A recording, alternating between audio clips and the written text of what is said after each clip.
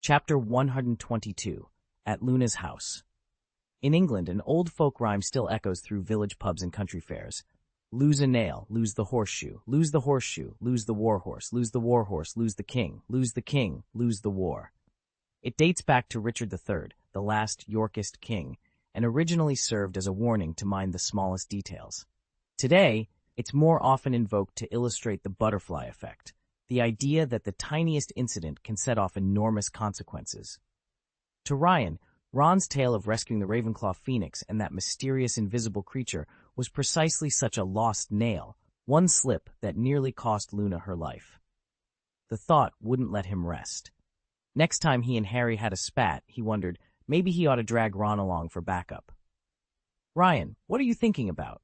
Luna demanded, her round face puffing up as she poked him in the ribs. He jumped. "Oh, nothing important. Just something I'm worried about." Worried? Luna frowned. She'd learned by now that when Ryan muttered nothing, it usually meant big troubles brewing. "Think about unscrupulous merchants," he said after a beat.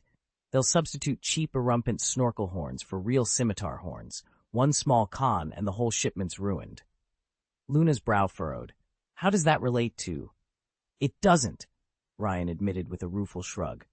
"Except that one tiny oversight nearly got you killed in the Forbidden Forest. It's the same principle. One lost nail, and the warhorse stumbles." Luna's eyes softened. She reached out, slipped her hand into his. "So you're making sure nothing like that ever happens again?" He gave her hand a gentle squeeze. "I promise. No more lost nails." Luna grinned. "Good, because I've still got plenty of adventures left in me."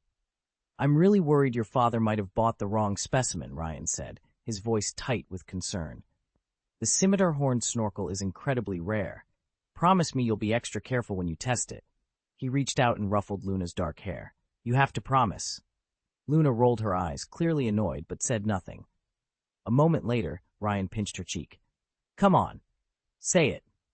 "Fine, fine. I promise," Luna huffed, giving a half-hearted nod. As soon as she did, Ryan raised his hands skyward. In a blink, they stood on a wind-swept hillside overlooking the village of Ottery St. Catchpole. From this height, the cluster of white cottages looked like toys scattered on a bed of clouds, all washed in the slanted light of the afternoon sun. Suddenly, a delicate, pale hand formed in midair and vanished almost instantly, leaving behind a thin wisp of smoke. The mist drifted on the breeze, curling and weaving until it came to rest before a massive jet-black tower. There, the smoke thickened and shimmered into a pearly, translucent outline. "Is that its spirit form?" Ryan whispered, leaning forward. He reached out and felt the surface of the apparition, an eerie coldness that sent a shiver down his spine. As Ryan blinked the last of his confusion away, he found himself staring at the curious little house once more. Its entrance was a gate nearly swallowed by weeds, with 3 hand-painted signs nailed to the boards. The first declared, "Editor-in-Chief of the Quibbler, Xenophilius Lovegood." The second invited, "Help yourself to some mistletoe." And the third sternly warned, "Please do not touch the dirigible plums." Pushing through the overgrown gate, Ryan followed a winding stone path flanked by all manner of peculiar plants. One bush, in particular, caught his eye. It was laden with bright orange, radish-shaped fruits, the very dirigible plums Luna wore as earrings. Oddly enough, he recognized them immediately, even though he'd skipped herbology classes on purpose just to keep things fresh. He remembered how Luna explained the plums to him. They grew upside down on the bush, and eating one could sharpen your ability to perceive the extraordinary. Their father, Xenophilius, had even incorporated these curious fruits into his attempt to recreate Rowena Ravenclaw's lost diadem. Honestly, the whole garden looked like the proud work of a Hufflepuff student, whimsical, inventive, and entirely its own sort of magic. Beside a swing shaped like a little airship, a gnarled vine curled around a dead root, its tendrils knotted and thick. At the far end of the garden stood a heavy black gate framed on either side by 2 wind-bent crabapple trees. Their leaves had long since fallen, leaving bare branches strung with clusters of red fruit and broad sprays of mistletoe, each white berry glinting in the gloom.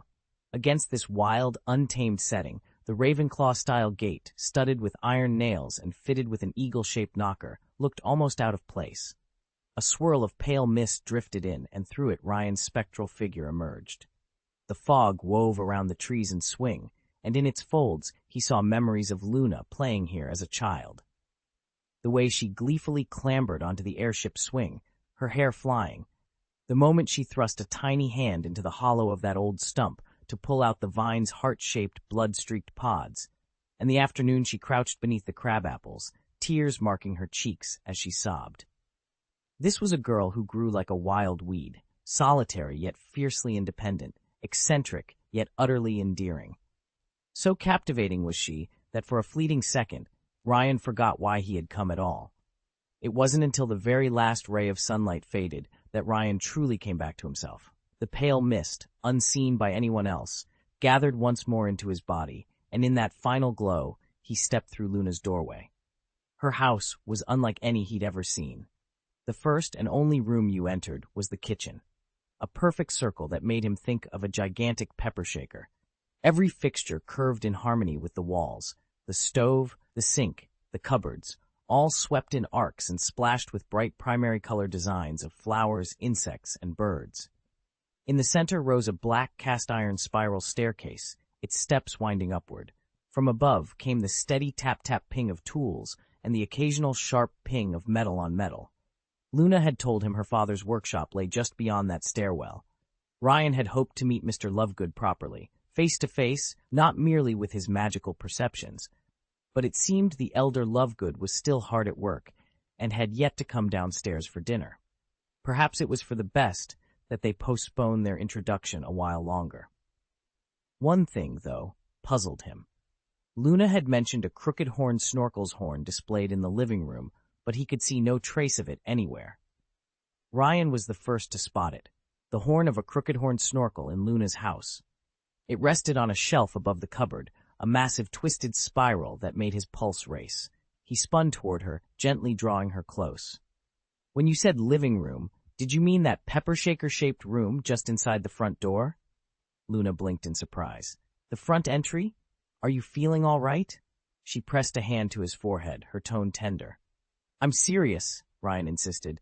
"Isn't that actually your kitchen?" Luna straightened. "Of course it's the kitchen." Suddenly it clicked for Ryan. Like the Weasleys' home, Luna's house in St. Catchpole Village opened directly into the kitchen. He wondered whether all wizarding homes followed this design, or if it was just a local quirk. Yet one question gnawed at him. How did Luna know what his own kitchen looked like? She looked up at him, eyes wide and earnest. "You described yours to me once." Ryan let out a relieved laugh. "All right, now about this horn. Is it really from a crooked-horned snorkel?" Luna's face softened. "Yes, it belonged to a crooked-horned snorkel I once encountered." At the creature's name, she grew suddenly still, as if the memory overwhelmed her. Taking advantage of the pause, Ryan realized that the living room she'd been describing must lie upstairs, her workshop. "Show me?" he asked quietly. With a flick of his wand, he aided himself toward the narrow staircase. In the dim light of the upper room, the horn came into view, a gargantuan gray spiral, its corkscrew ridges echoing a unicorn's horn, but far more untamed. Ryan reached out a trembling hand, awed to be holding proof that the legendary snorkel was no mere fairy tale. There was no doubt. Today, Ryan had a target in his sights. Chapter 1-3, The Triwizard Tournament. Voldemort? In the next instant, like a film skipping a frame, Ryan was standing before the colossal horn. Invisible strands of magic wove themselves around its gray spiral like a spider's web, sealing it in place. He had anticipated a ward strong enough to bring down the entire house. Fortunately, the volatile venom locked within the horn had nearly dissipated. Though its explosive potential still lingered, it was no longer sensitive to the slightest touch. Had it remained fully charged, Luna's father might have perished alongside her mother before Ryan arrived, and Luna herself would have been summoned to the professor's office one afternoon, only to learn of her parents' tragic fate. A barely audible buzz vibrated through the crowded chamber that doubled as a living room and makeshift studio. In the hubbub of voices, no one else noticed it, but to Ryan, it was the clearest sign that the horn's destructive energy was finally fading. Outwardly, the artifact looked just as it always had, but under his near-nanometer precision, the once fiery power within had ebbed away. Even if Luna forgot his warning, or chose to ignore it, any detonation now would amount to nothing more than a dirty stain on the stone floor. Ryan allowed himself a small, wry smile at the thought of Luna stumbling through class, covered in soot rather than suffering real loss. This, at least, was a better ending than the one he'd just prevented. Ryan drew in a steady breath as he stepped into the room where the horn lay, Luna Lovegood's living room. Instantly, he was struck by a wave of déjà vu, as if he'd wandered into the room of requirement at Hogwarts. But this space was smaller, perfectly circular, and every flat surface groaned under towers of books and piles of parchment. Above him, intricately carved models of magical beasts, none of which appeared in Newt Scamander's Fantastic Beasts and Where to Find Them, swung gently from the ceiling. One in particular caught his eye, a scimitar-horned Snorlax, its stubby wings fluttering while its mouth opened and closed in silent song. The real cacophony, however, came from a strange wooden contraption near the far wall. It clicked and clacked in a relentless rhythm, pinging out fresh copies of the Quibbler. The press was clearly the brainchild of Xenophilius Lovegood, its wooden gears meshing in impossible configurations that defied both Muggle and magical engineering. The whole machine buzzed with raw enchantment. Standing before it, Xenophilius himself examined each newly printed issue with an almost reverent care, utterly absorbed in his work. Ryan paused at the threshold, gathering his courage. Here, in this whirlwind of papers, secrets, and whimsical inventions, lay the horn, and he hoped, the key to whatever came next. As Ryan laid eyes on Luna's father, everything clicked. No wonder Luna always looked so untidy. Xenophilius Lovegood wasn't the portly type like Lucius Malfoy, nor was he balding like Mr. Weasley. Instead, he was quite handsome by conventional standards. Yet that first impression vanished the moment you saw his bedraggled white hair, tangled and dust-coated, his bare feet, and the stained, pajama-like robe clinging to his frame. Perhaps a lifetime alone had taken its toll. His wife was long gone, and his daughter was away at Hogwarts. Still, among wizards, his appearance must have seemed positively eccentric. Ryan exhaled softly, then reached out a slender, translucent finger. At its tip glistened a single pearl-white droplet, strange and viscous like coagulated blood. It hovered for an instant, then drifted down to settle between Xenophilius's eyebrows. The older wizard paused mid-thought, a flicker of alarm crossing his features. "What on earth?" he whispered. Then, as if struck by a sudden illumination, his eyes brightened. "By Merlin's beard, I know just what this needs. It needs flair."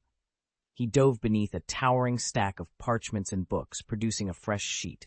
With feverish enthusiasm, he dipped his quill and began rewriting his report, each stroke more spirited than the last.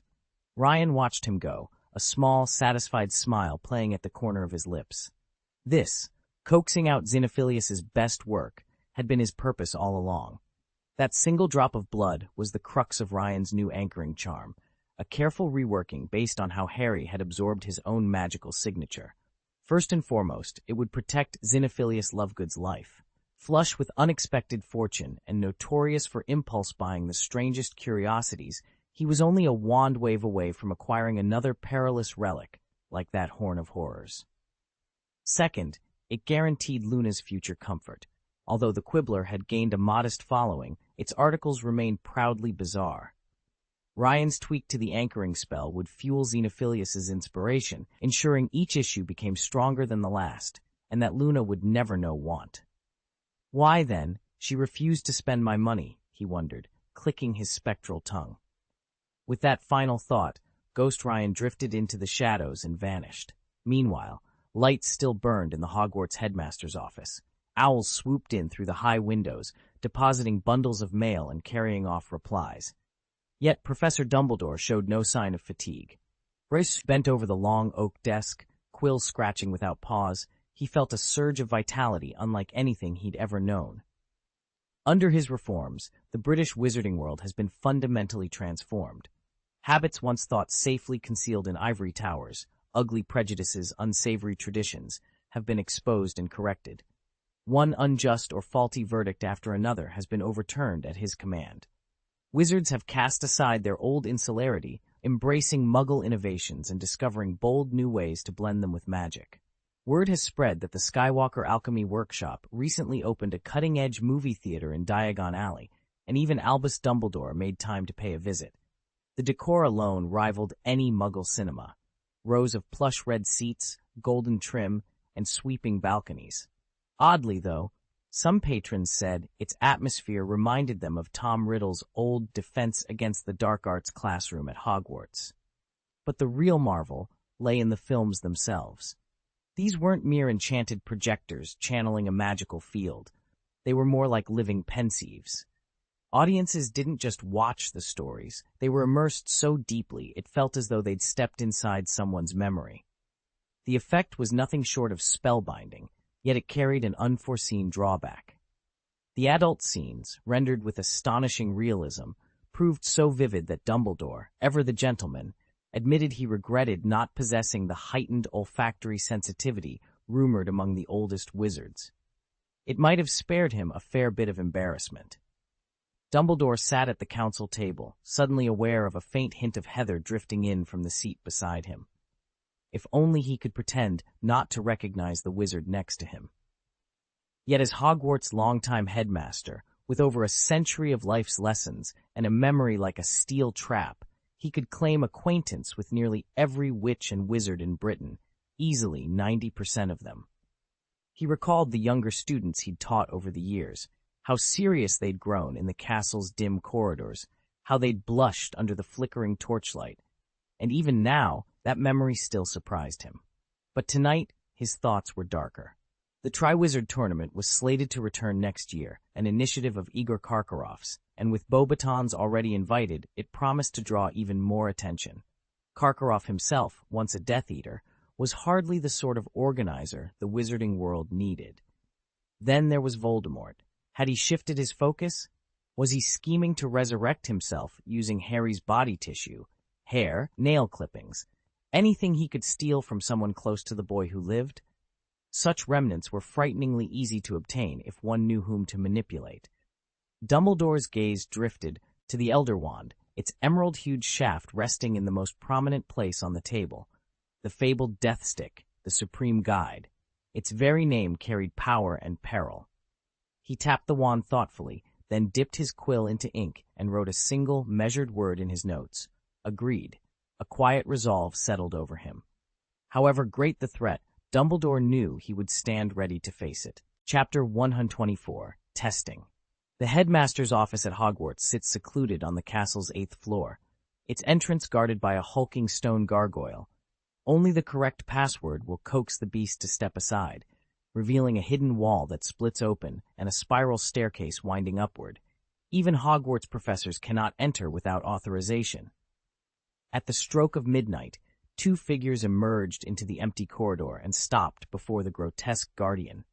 The first was a remarkably handsome youth, too young surely to be a teacher, who lounged casually against the gargoyle's base. He flashed a wide smile at the man beside him.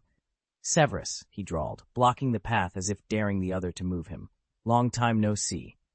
Severus Snape stood stiff and silent, his sallow features drawn tight. His dark eyes were hard as obsidian, his expression colder than the night air. "Good evening," he replied at last, voice low and laced with barely concealed contempt. With a confident flick of his wrist, the youth popped a fresh wad of bubblegum between his teeth and blew a perfect, audacious bubble. The handsome young man raised an eyebrow and fell in step behind the sallow-faced middle-aged wizard as they climbed the stairs. "What's the matter, Severus? Too scared to speak your mind? Or is your guilt eating you up? Betrayed your master, have you?" he taunted, feigning indignation. Severus Snape said nothing. At the top of the landing they paused before a polished oak door, its brass knocker shaped like a proud griffin. Snape's lips twisted briefly, as if some long-buried emotion had broken free for just a heartbeat. The young man opened his mouth to continue his barbs when a calm, gentle voice drifted from within. "Come in, Severus and Tom." "Professor Dumbledore," Snape replied, stepping over the threshold with a flicker of warmth returning to his features. "If you don't mind my asking, why did you send for me and bring him along?" He sounded not unlike a child protesting to a parent, and though his tone was petulant, it was clear he still cared deeply for his old mentor. Behind Snape, the young man strolled in at a leisurely pace. Dark-haired, sharp-featured, he allowed himself a small, inscrutable smile. "Albus," he said softly, "I wish to hear your thoughts on Igor Karkaroff." Dumbledore steepled his fingers and fixed Severus Snape with a solemn stare. For a man accustomed to seizing every advantage, much like Lucius Malfoy, though with slightly less luck, this level of gravity was unusual. Snape narrowed his eyes.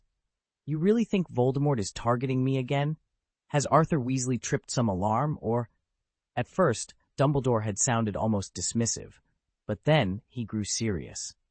He leaned forward, his voice low and urgent.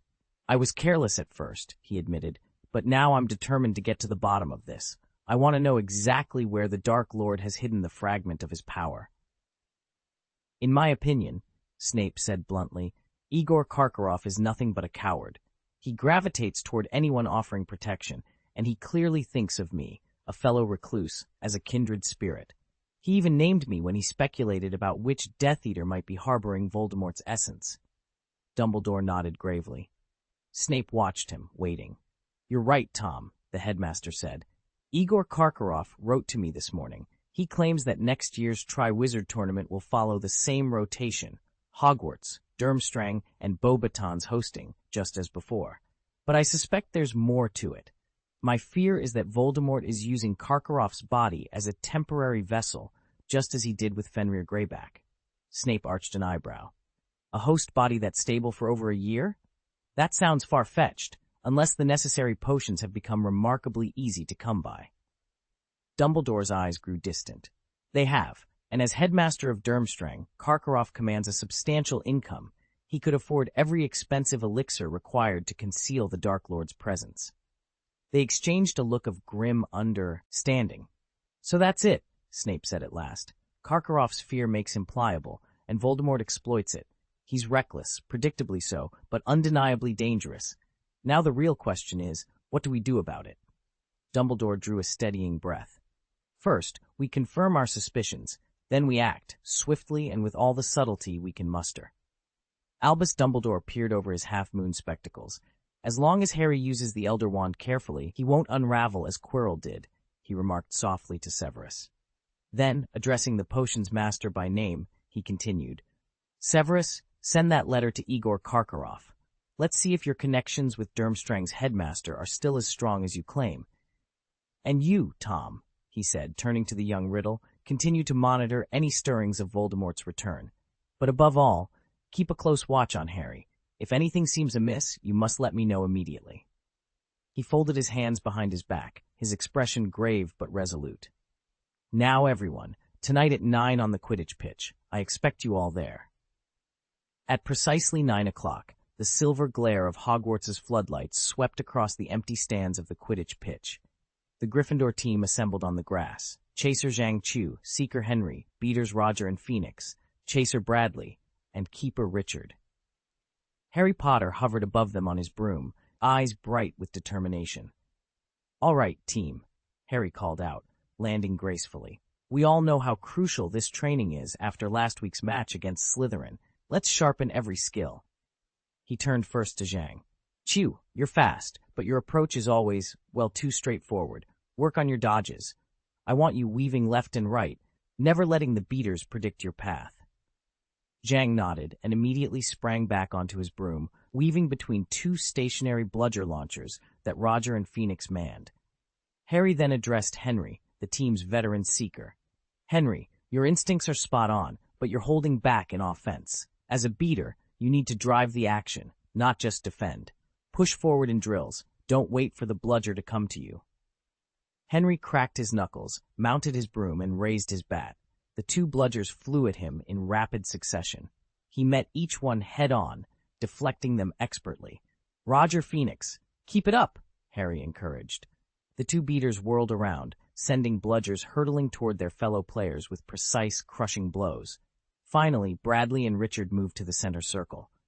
"Bradley," Harry said, "you're the other chaser. Take every opportunity to attack." He looked to Richard, the youthful keeper. "And you, Richard, practice your saves. Imagine a quaffle screaming toward the goalposts. You have to block it every time." Bradley and Richard squared off. Bradley charged, feinting left before firing the quaffle at the lower right corner. Richard dove in a perfect split, snatching it out of the air. He landed on his feet, grinning. Harry raised his voice. "Excellent work, everyone. That's the end of tonight's formal drills. Now—" He smiled, brushing grass off his robe. "Feel free to spar in pairs, refine whatever you need. Bradley, Richard, don't stop until you're both exhausted."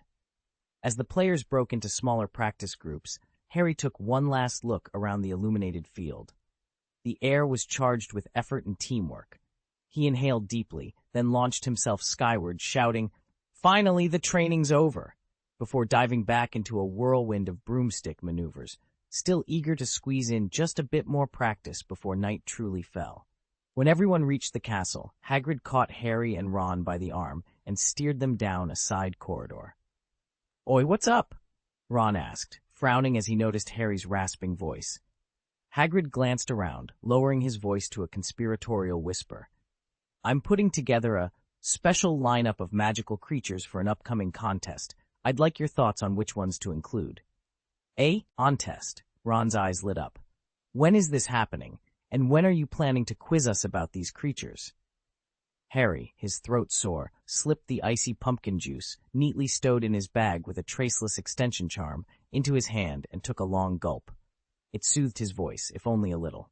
Hagrid scratched his shaggy beard. "Well, it wasn't exactly my idea to quiz you. Professor Dumbledore told me I'm no judge of a creature's danger level. Just look at what happened with Aragog and the others last year. So Dumbledore wants me to gather opinions from key students." Harry cleared his throat and asked, "Key students like?" Hagrid smiled broadly. "Naturally you two, and the captains of the Quidditch teams, Wood and Flint, for instance. If we're talking about a school-wide competition, they ought to have a say." Ron groaned. "Of course. If it weren't for you, Hagrid, the only people who'd know about it would be Harry and the Hufflepuff captain." Hagrid chuckled. "Exactly. So what do you say? Ready to help me pick some beasts?" Harry managed a grin through his hoarse throat. "Count us in." And with that, the trio set off toward the Great Hall, already deep in animated discussion about which magical creature would make the contest unforgettable. Ron pumped his fist in frustration. If he were Dumbledore, he'd be just as annoyed. No Quidditch matches next year. That meant Oliver Wood and Marcus Flint would be playing their final season. Hagrid's face grew suddenly serious. He knew how vital Wood was to Gryffindor's chances. "What?" Harry gasped, the words catching in his throat. Ron's eyes shot wide. Something far more important was coming next term than any Quidditch match. Hogwarts had been chosen to host the Triwizard Tournament, an event that hadn't been held in over a century. Even through Hagrid's tangled beard, you could see the blush of excitement coloring his cheeks. Chapter 125, Abnormal Draco. 10 minutes after Harry flicked his wand and released a delicate paper crane that fluttered toward the ceiling, Draco Malfoy came trotting over, his pale blonde hair ruffling with each step. He watched the origami bird drift away, his gray eyes narrowing in amused curiosity. Ron, perched on a stool beside Harry, frowned. "A paper crane? You're practicing Patronuses again?" Harry smiled, tucking his wand away. "Not this time. It's just, well, I wanted to show Malfoy a bit of magic that wasn't dangerous." Draco gave him a skeptical look. "Dangerous? Speak for yourself, Potter. I prefer real challenges." At that, Hagrid leaned forward from his position near the door, massive shoulders creaking in his cloak. "Speaking of challenges, let me tell you about the Triwizard Tournament." All three boys turned to him expectantly. "Founded 700 years ago," Hagrid began, the tournament was a friendly competition among Europe's three largest magical schools, Hogwarts, Bosbatons, and Durmstrang. Every 5 years, one of the schools hosts 3 champions, one chosen student from each, to face a series of magical tasks. It was meant to foster goodwill and international friendship. Ron's eyes widened. "So it's like the Quidditch World Cup, but with more peril?" "Exactly," Harry said, nodding. "But over the centuries, the death toll climbed too high. Dragons, blast-ended scroots, manticores, you name it, somebody got hurt. Eventually, the tournament was halted. Several attempts to revive it have failed, though people keep trying." Draco straightened, folding his arms. "Too tame for me. If you ask me, the real excitement lies in facing those legendary beasts, cockatrices, nundus, manticores. Now that's a proper test of a wizard's skill. Hagrid chuckled. You'd be a brave or foolish champion, Malfoy, but I'll admit, when things go right, the Triwizard tasks are truly unforgettable. The room fell silent as each boy contemplated the dangerous thrill of resurrecting an ancient competition that once united and tested wizards from across Europe. Hagrid's eyes glittered as he talked about the upcoming tournament. It's incredible to design such ambitious challenges around these rare, magnificent creatures. I never dreamed I'd live to see the Triwizard tournament brought back in my lifetime. Draco Malfoy folded his arms and spoke in a surprisingly serious tone. About that cockatrice you mentioned, Hagrid, did you know it was the first task back in 1792? 3 champions were sent to capture it, but it broke loose and injured all 3 headmasters. Then, in 1797, the third challenge featured a Nundu. That beast's poison killed a Beauxbatons champion outright. And in 1802, they introduced a manticore until a Durmstrang contestant used dark magic on it. The creature ended up tearing him to pieces. Harry and Ron exchanged stunned looks. Draco, lecturing on dangerous magical fauna? Ron finally managed. Since when do you know so much about magical creatures? Draco straightened his shoulders. Let's just say we now have a headmaster who actually understands the risks involved. If we're going to include such deadly beasts, I think we'd better follow Professor Dumbledore's advice. He gave them a self-satisfied grin. After all, you both call Dumbledore the greatest wizard of our age. I'd go a step further. He's the greatest white wizard who's ever lived. Hagrid stamped his thick boot on the ground, cheeks flushed. With Dumbledore on our side, he bellowed, even if someone tossed in a basilisk for this competition, Albus would handle it without breaking a sweat. Harry smiled at Hagrid's bravado. He's right, he agreed. But let's not rely on miracles alone. Why don't we look back at all the past tournaments that ended in injuries, or worse, and figure out exactly what went wrong? If we understand their mistakes, we can make sure history doesn't repeat itself.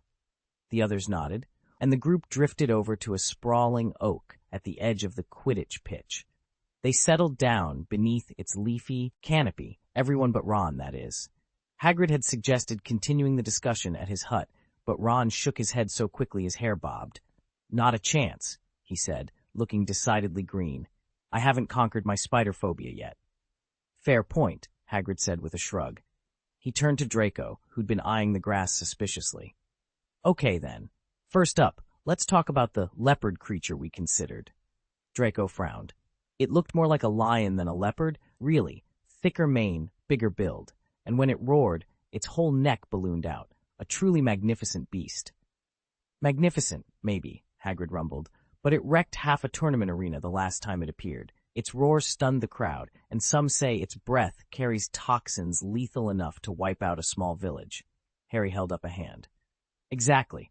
That's why it's classified as one of the world's most dangerous magical creatures. It's enormous, moves nearly silently, and Draco was about to protest, but Harry cut him off firmly. No one wizard, or even a dozen, would be enough. They say it takes 100 skilled wizards working together just to subdue one safely. Hagrid's expression softened as he listened. Then Harry continued, voice low and earnest. But remember, Newt Scamander is one of Dumbledore's closest friends, and rumor has it he's been housing a Nundu in his travel case for study. If Hagrid really insists on including the Nundu, we could ask Newt to serve as our safety consultant. The hut-keeper's eyes widened.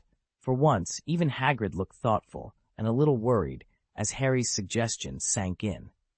Harry bristled at the idea of Hagrid including a Nundu in the tournament's bestiary exhibition. He didn't trust that deadly creature anywhere near Hogwarts. Still, Harry knew his big-hearted gamekeeper wasn't truly as rough as he seemed. Underneath all that shaggy hair, Hagrid had a careful, gentle side, especially when it came to doing right by Dumbledore. If Harry explained exactly how lethal the Nundu's toxic breath could be and casually mentioned he'd have to tell the headmaster, Hagrid would back down in an instant. He'd never willingly bring trouble to Dumbledore's door. Even if Hagrid was so smitten with magical beasts that he could look past the danger, there was always Newt Scamander. Surely the famed magizoologist had handled poisonous monsters before. Then again, as Harry remembered, the Nundu was exceptionally rare. Wizards had no established cure for its venomous exhalations. He paused, searching for another solution. Of course, dragons. Dragon keepers knew scores of strategies for subduing even the fiercest creatures. If they stationed a crack team of dragon handlers around the arena, they could neutralize the Nundu safely during the showcase. Harry pitched his idea to Hagrid, expecting another firm no. Instead, the giant's eyes brightened. Even better than dragons, Hagrid mused, was enlisting the tournament's dragon breeders to stand by. After all, they were experts in all things draconic. Behind them, Draco Malfoy, ever the self-styled dragon lover, nodded vigorously at the suggestion.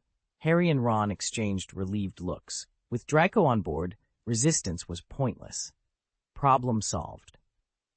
Hagrid leaned back in his chair, his woolen coat creaking as he settled. You see, dragons are more formidable than any creature we've covered so far, even the mighty leopard. Over the centuries, wizards have developed countless spells aimed specifically at subduing dragons. And because dragon breeders are always hungry for new magic, some of those spells have slipped out of their private circles and onto the open market. That means I can finally bring dragons back into my curriculum. He paused, brow furrowing. Only problem is, the Dragon Project is a bit too straightforward, probably only suitable for first-year students. I'm not sure how much longer I can keep our little hatchling here at Hogwarts once the professors see how simple it is. Before Hagrid could worry himself into a knot, Draco Malfoy, who had been leaning against the far wall, arms folded, stepped forward. "Let me come and see them too," he said, pale blonde hair gleaming in the lantern light. Hagrid's eyes lit up at the offer. He knew Draco was never short on harebrained ideas, but enthusiasm was something you couldn't teach. "Really, Draco?" Hagrid asked, voice hopeful. Draco nodded. "Absolutely. But if we're going to impress the older students, why stop at a baby dragon? For the final year project, we should build something epic, like King Minos's labyrinth. We trap a creature as fierce as the Minotaur in there, maybe a chimera or a wyvern, and let the students navigate the maze under timed conditions. Now, that would test their mettle." Hagrid rubbed his beard, nearly drooling at the thought. By Merlin's beard, that sounds brilliant. He glanced fondly at the corner where their little dragon curled up, snoozing on a pile of straw. If we pull that off, I'd happily keep her here, as long as we like. In the dimly lit dungeon common room, Draco Malfoy prowled before Harry, Ron, and Hermione, enthusiasm dancing in his gray eyes. "And it isn't just dragons we can pit against each other," he said, tapping his long fingers together as if tallying treasures. "Imagine orb-shield birds that teleport at will, scarlet-capped wraiths that strike from the dark, fire-ash serpents that explode into blazing infernos, big-headed shaggy beasts that follow you, then freeze solid like boulders, invisible T-bow warthogs that are nigh impossible to catch, and sphinxes that'll eat you whole if you can't solve their riddles." Ron gaped openly. "That's either genius or utterly bonkers." Harry exchanged a startled look with Hermione. Was this really Draco Malfoy, laying out a catalog of magical menaces as though he were pitching a bestiary rather than sneering at fellow students? Draco shrugged, as casual as if he were discussing the weather. "Professor Flint's been in a foul mood lately, his last year coaching Slytherin for the House Cup, plus the Triwizard Tournament looming. He's ordered us to dig up information on anyone who might threaten our team's success." His next words landed like a stone in Harry's stomach. Harry Potter, for instance. Harry felt the room spin. He'd heard Draco hiss his name in contempt a dozen times, but never spoken it so matter-of-factly. "What does that have to do with me?" he blurted. Draco gave him a flat look. "You're always at the center of every chaos, vanishing cabinets, Death Eaters, the works. If anyone can derail Slytherin's season, I'd bet on you." Silence fell. Harry's jaw clenched. This was the second time Draco Malfoy had uttered his name without a sneer, and somehow it felt far more unsettling than any insult. Chapter 126. Going to the Secret Room. Harry had first heard about Cedric Diggory in private conversation after Draco casually mentioned him last week. A Hufflepuff with an easy smile and an athletic build, Cedric wasn't quite on Ryan's level of striking features, but he was impressive in his own right. He excelled at transfiguration, captained the Hufflepuff Quidditch team, and served as their seeker. He'd even been the one to track down Dudley after that little chaos in Little Whinging. He's also a talented broomsmith, Draco added, leaning forward. Repairs them, builds simple models himself. According to him, you don't need the best materials to make a decent flyer. Just know what you're doing. Harry nodded. News like this always piqued his curiosity. By the way, he said, my family home is not far from Ottery St. Catchpole in Devon. Ron groaned. You've told us that already, Harry. We remember how Fred and George fell for that girl in the Muggle paper shop there. Absolutely smitten. I know, Harry admitted with a half-smile. She was very pretty, and she gave them free newspapers all summer. Draco's brows rose. Fawcett's in Ottery St. Catchpole? There's a Fawcett witch in our 4th year here. Fiery red hair, excellent at charms. Harry's heart skipped. He recalled the senior whose playful grin and gentle kiss on his cheek had taken him by surprise. Yes, he replied softly. That would be Narcissa Fawcett. The three of them exchanged thoughtful glances. There was more to that household than meets the eye, just like there was more to Hogwarts than the castle corridors. And tonight, under the cloak of darkness, they had plans to explore a secret room rumored to lie deep beneath the school. A room so hidden that few even knew of its existence. As dusk settled over the turrets and towers, Harry felt a familiar thrill of anticipation. Whatever lay ahead, it was bound to change everything. I suppose so, but Harry, why have you been so interested in girls lately? That Fawcett girl is exactly who I meant, and, maybe you ought to steer clear of Ginny for a while. Ron's eyes glittered with suspicion. Ginny? Harry blinked. Where'd that come from? We're still waiting for you to tell us about Diggory. Inside, Harry's heart skipped a beat. Over the past few days, whenever Ron looked away, Harry and Ginny had exchanged quick, awkward smiles, moments he was determined to pretend never happened. He plastered on an air of innocence. Honestly, I was only saying I understand your enthusiasm, Ron said, shifting uncomfortably. Plus, I happen to know Cedric's home address. If Flint fancies sending him a dung bomb or two for Christmas, I could lend a hand.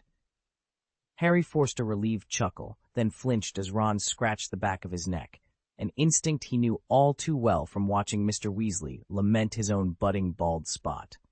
He resisted the urge to warn his friend to stop. He cleared his throat and switched topics. By the way, Draco, you still haven't explained why you know so much about magical creatures. Hagrid, who'd been standing a little way off, suddenly straightened and cleared his throat loudly. Ahem, I thought you'd already. Well, it seems I assumed too much. He gave Ron a pointed look. But it's only logical, isn't it, Harry? Draco's been spending time up here with me, helping to care for the beasts. Draco merely shrugged, his pale eyes flicking between Harry and Ron. I find them fascinating, he said, his voice smooth. And Hagrid was kind enough to let me learn. Harry glanced at Ron, whose expression had softened slightly. At least this mystery was, or would soon be, out in the open, and that was a relief in itself. Weasley also works at the Ministry of Magic, and his family happened to live next door to the Diggorys. Draco fell silent for a moment, then turned to Ron. What about the Diggorys? You said your father doesn't mention them much. Why is that? Ron frowned, as if weighing his words carefully. Amos Diggory is a good man, but he has a bit of a show-off streak. Always proud of Cedric, and very vocal about the importance of his work. That's probably why my father keeps his distance. And yes, this does involve Amos. Draco raised an eyebrow. Go on. Flint's plotting a dirty off-field move, Ron explained. He wants to go after Amos Diggory, who works in the Ministry's department for the regulation and control of magical creatures. With magical creature smuggling on the rise lately, Flint plans to buy, or rather, smuggle, some troublesome beasts that could sabotage Amos's department.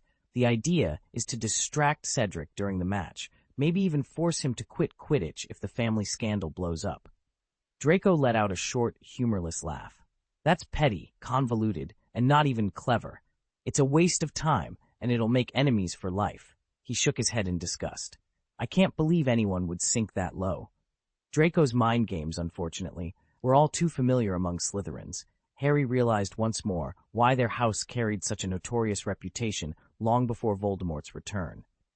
Is that why you've been devouring every book on magical creatures? Harry asked. Guilty, Draco replied with a shrug. They're fascinating, completely eye-opening.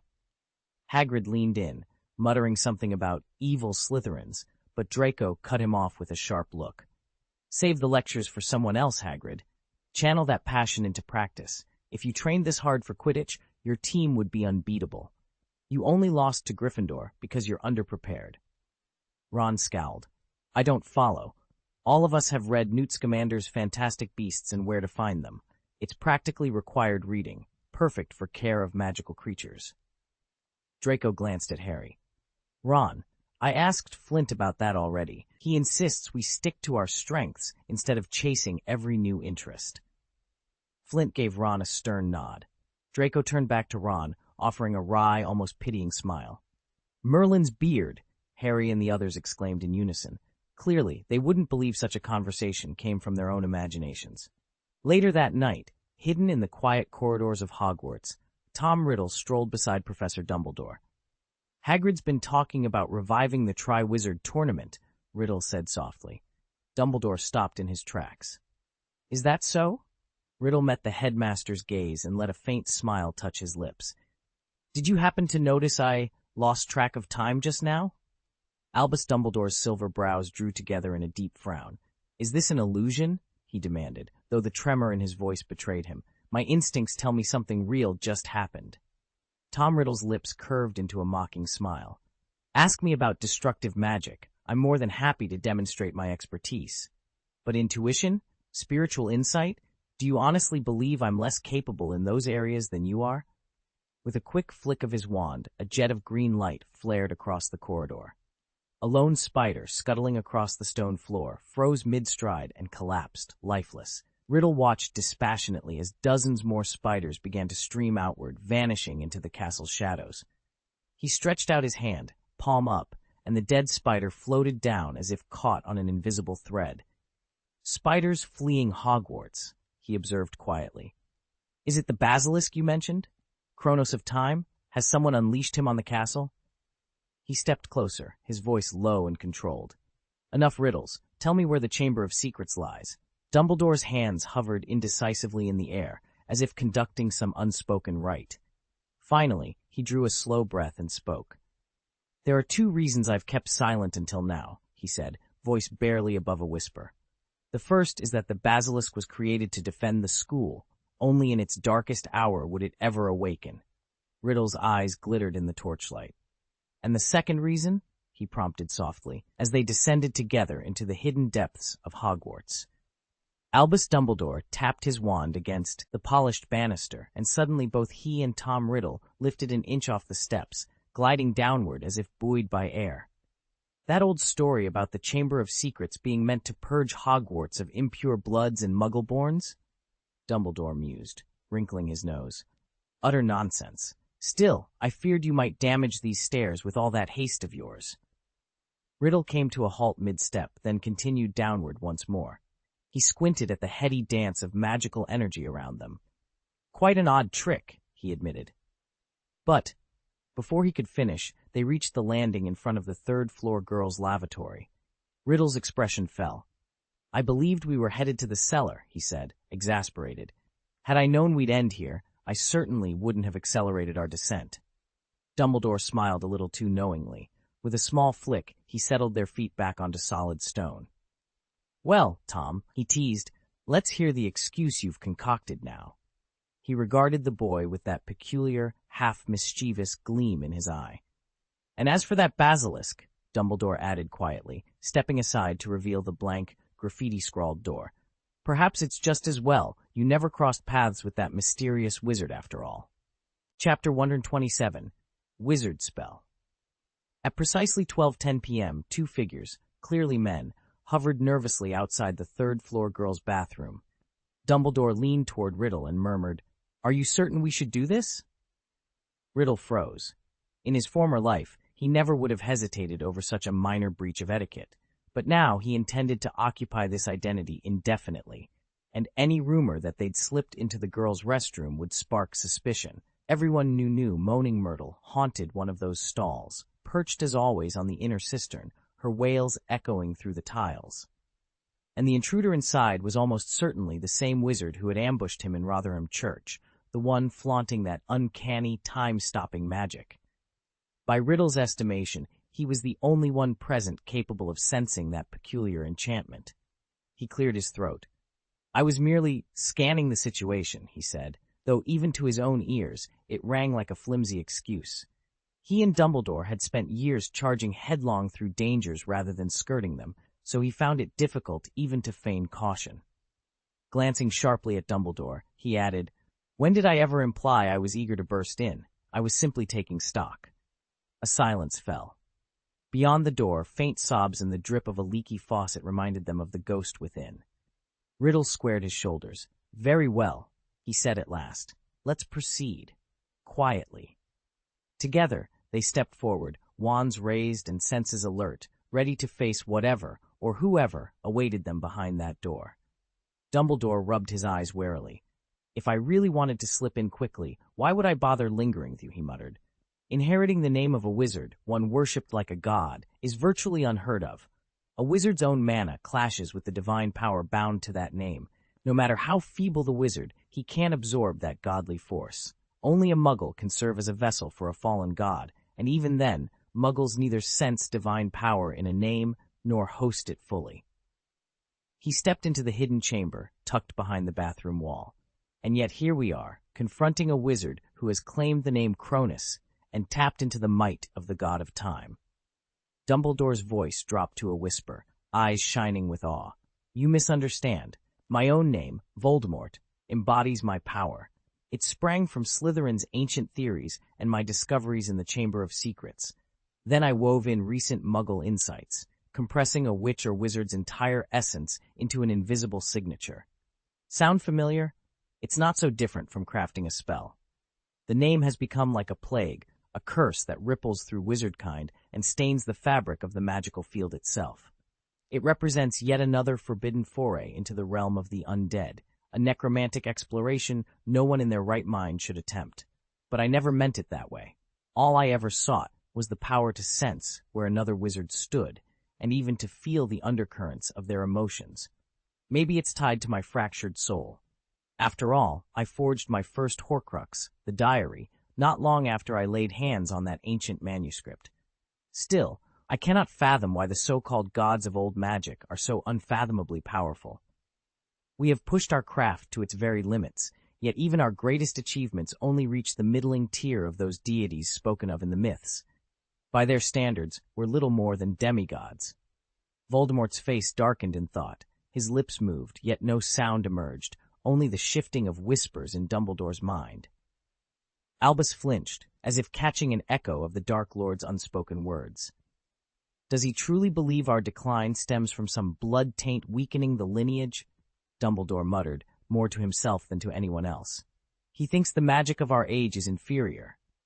A cold smile curved Voldemort's lips, silent yet sharp in the headmaster's mind.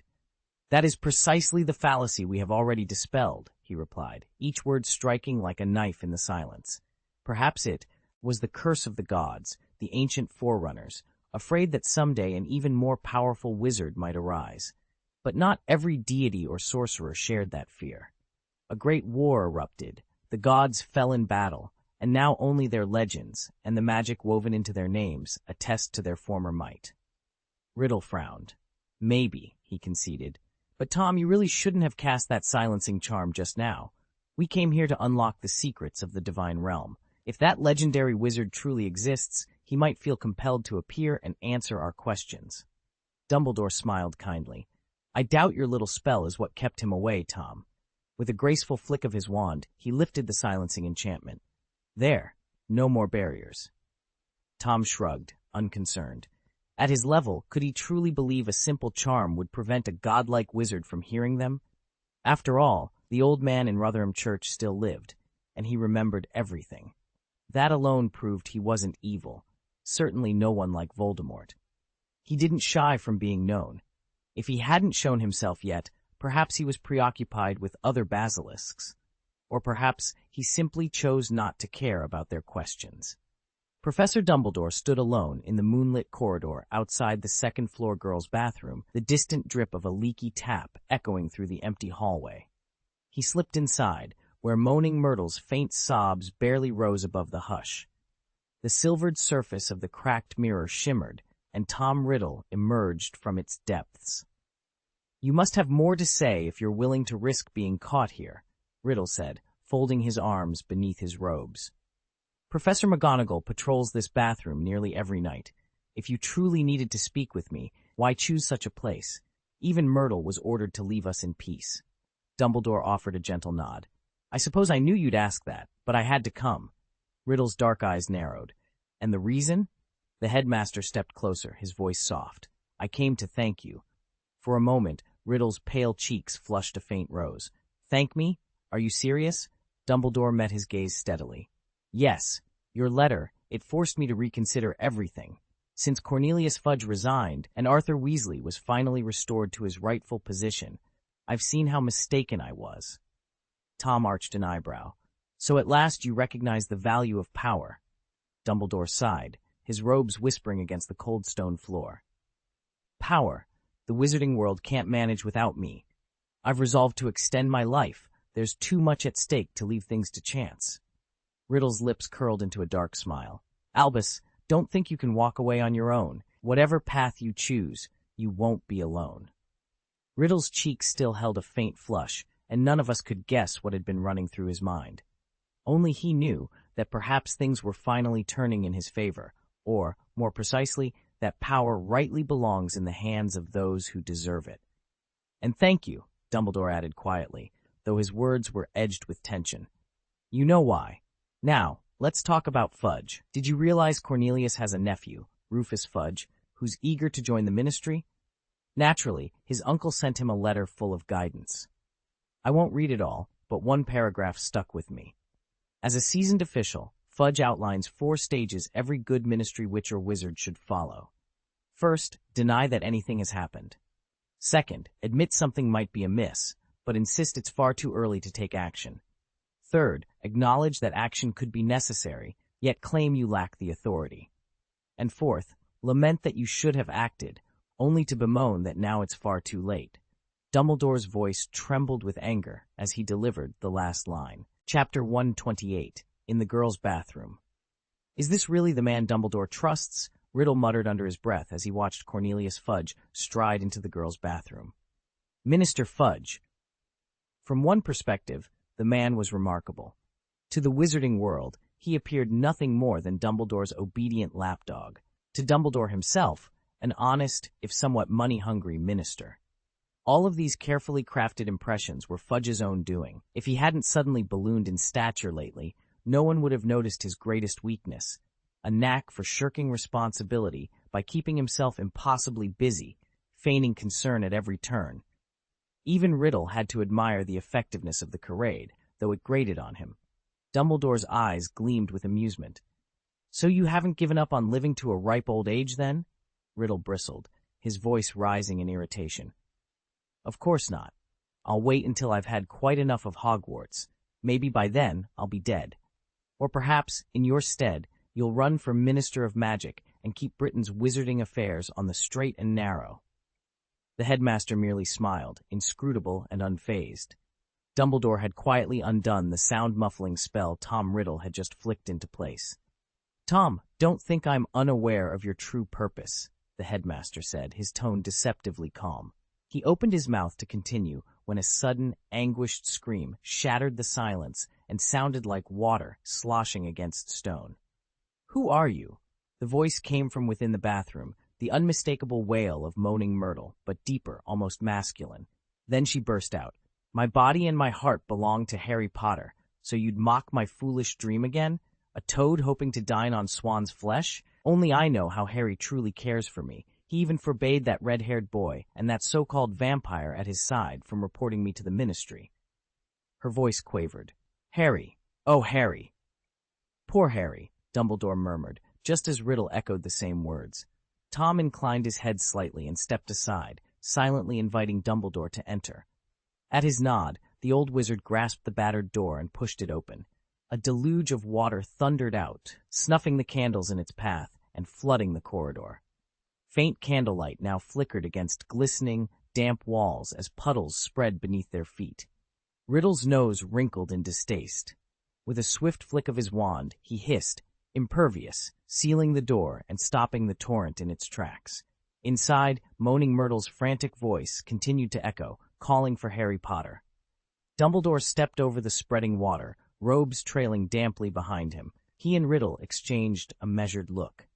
Whatever else might follow, they both knew this matter required delicate handling.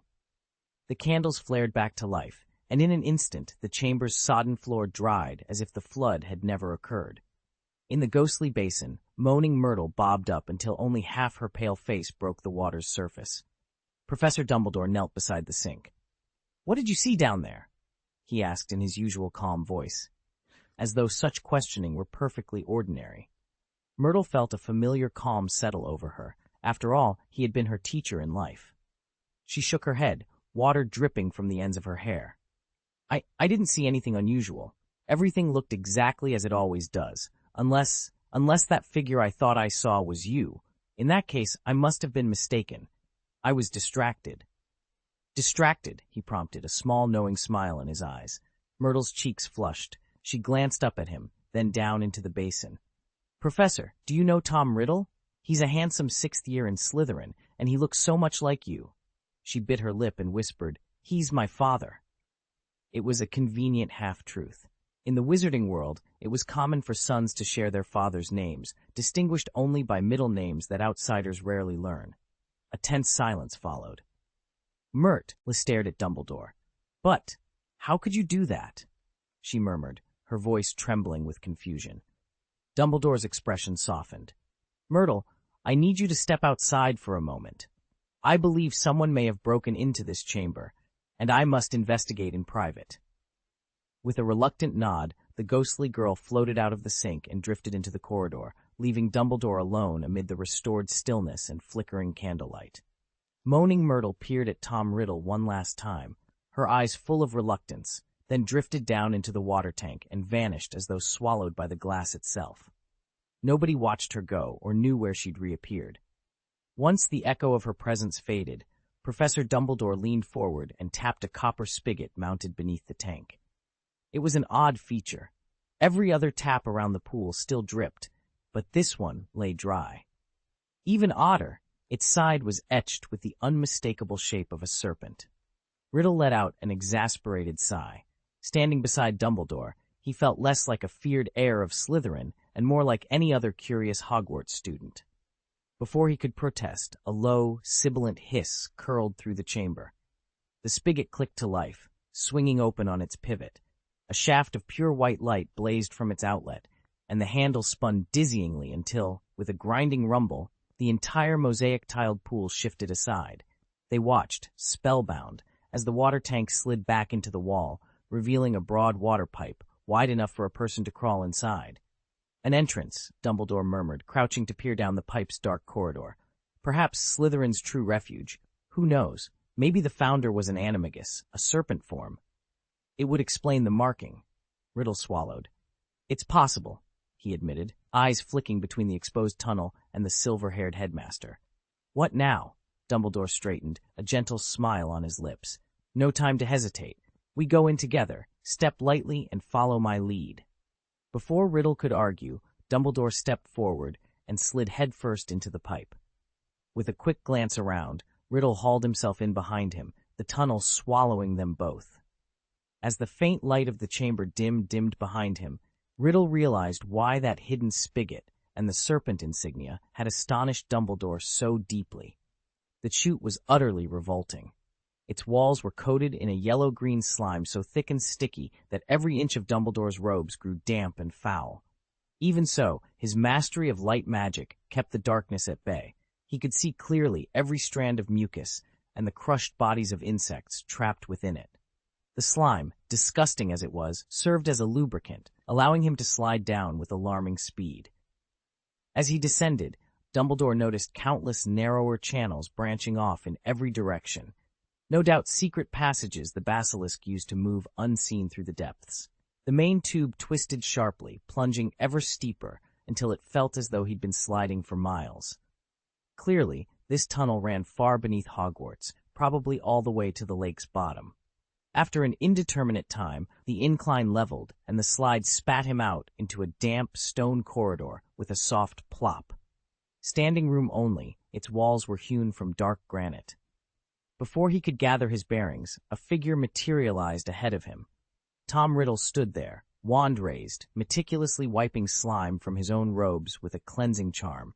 He glanced at the slick floor beneath his feet and curled his lip in disdain, as though Dumbledore himself were regrettable muck.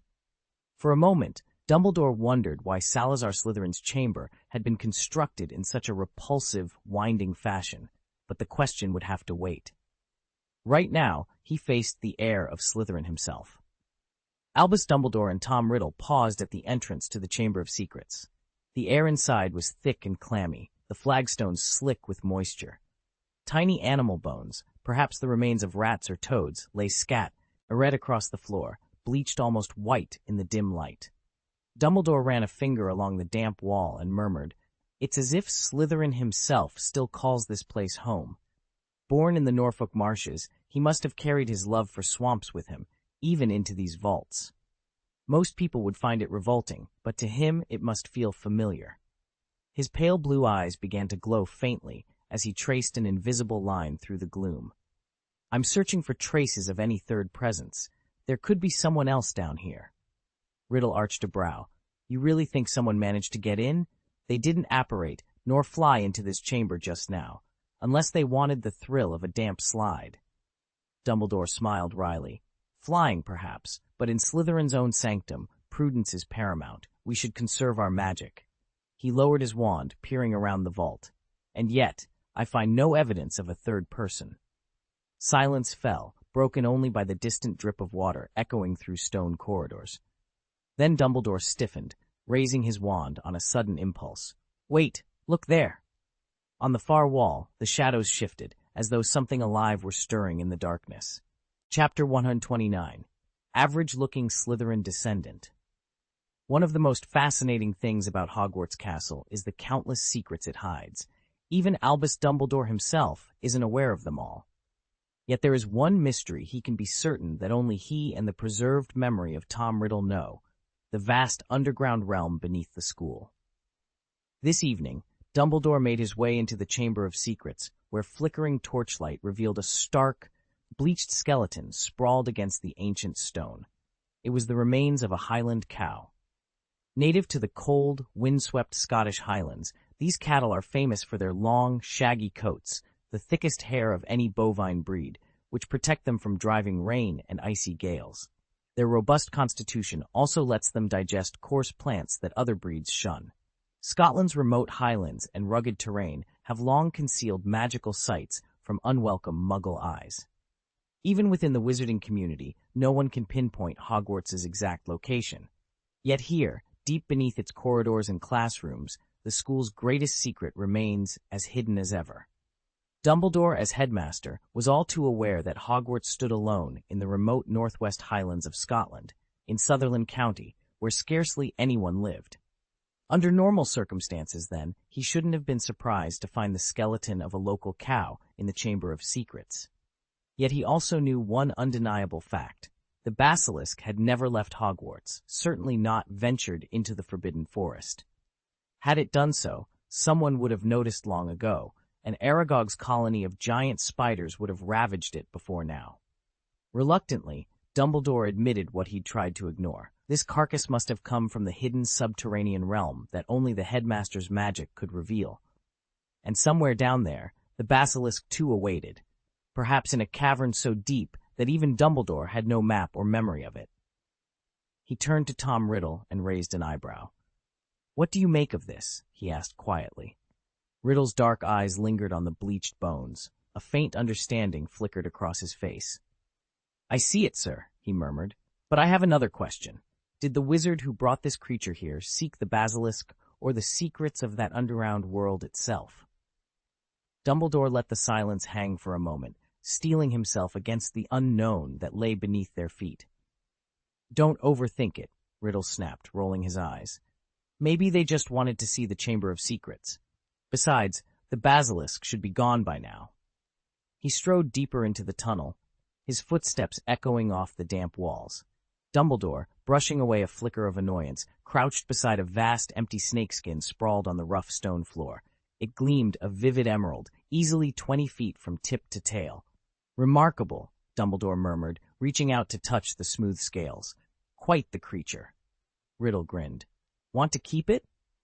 "I'd love to," Dumbledore admitted, bending over the skin. With a swift flick of his wand, Riddle summoned a narrow beam of pale blue light. It shot across the hide, and the massive skin began folding in on itself, shrinking before their eyes until, in less than a minute, it lay in Riddle's palm as a mere 3-inch remnant. "As a colleague, and if you'll forgive the presumption as your former pupil, I thought Severus might appreciate a Christmas present," Riddle said, slipping the tiny treasure into his cloak pocket. "It's not every day you get your hands on a 1,000-year-old basilisk skin," Dumbledore chuckled softly. "Honestly, Tom, he'd prefer it if you didn't give him anything. Treat him like Heir. That's what makes him happiest." Riddle laughed and led the way onward. Then, from somewhere deeper in the darkness, crisp, measured footsteps began to ring out. "Ta-da-da," they echoed, stopping both men in their tracks. After what felt like an eternity of twisting corridors, they at last came to a dead end. A sheer stone wall stood before them, its our face carved with 2 entwined serpents whose eyes sparkled with emeralds the size of marbles. Dumbledore held his silence. Riddle strode forward, his voice a low, rasping hiss as he spoke the word that would open the way. Instantly, the serpents' heads drew apart. The wall split cleanly down the middle and slid soundlessly into the shadows at either side. They entered a long, dim chamber. Tall pillars ringed the room, each one etched with coiling snakes that seemed to writhe in the flickering torchlight. Above, the ceiling dissolved into darkness, and the pillars cast long, shifting shadows across floors veiled in an eerie green mist. It was precisely the sort of place a Muggle haunted house operator would kill for, if they could find anything this convincingly sinister. Though Dumbledore and his companions advanced with the utmost caution and barely lifted their feet, each footfall produced a hollow echo that bounced off the mist-swaddled walls, as though the chamber itself were breathing. They moved past the final set of pillars when, almost without warning, they came face to face with a statue as immense as the room itself, pressed against the black stone behind it. The figure stood perfectly still, its features lost in shadow, but even at a distance it radiated a power so ancient and so dark that all three, wizard, fellow wizard, and guest, paused, their eyes fixed on the looming sentinel. Tom Riddle pressed a hand to his forehead. He had long suspected what awaited them here. Albus Dumbledore, peering into the chamber, raised an intrigued eyebrow.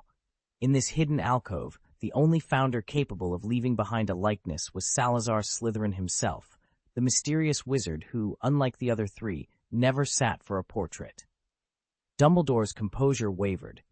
His eyes narrowed at the sight before him, a crude stone carving of an ancient simian face, its sparse beard trailing nearly to the hem of the robes, and 2 broad, gray feet planted firmly on the polished floor. Could this truly be Slytherin? He blinked and rubbed his eyes. Yes, this was the founder in all his rugged plainness. It made a strange kind of sense. None of Slytherin's known descendants, Gormlaith Gaunt, Isolt Sayre, even my mother during her days at the orphanage, were celebrated for their looks. They bore the family's plain, unremarkable visage. Salazar himself, then, could hardly have been a handsome man. As for me, I am the exception. My unexpected good looks come from my Muggle father, a gift from my mother, so I bear little resemblance to our stern ancestor. A quiet chuckle escaped me as I surveyed the statue, marveling at the irony. By now, Riddle was beginning to doubt the very source of his Slytherin blood. The previous summer, shortly after Myrtle's death, he had tracked down his mother's impoverished family, the Gaunts. In cold blood, he murdered his father, Tom Riddle Sr., and his grandparents, Thomas and Mary Riddle, accusing them of abandoning Merope. To cover his trail, he framed his uncle Morphin for the crime, and Morphin was duly sent to Azkaban. But what of the basilisk? Riddle peered around the vast stone chamber. There was no sign of the monster slithering anywhere.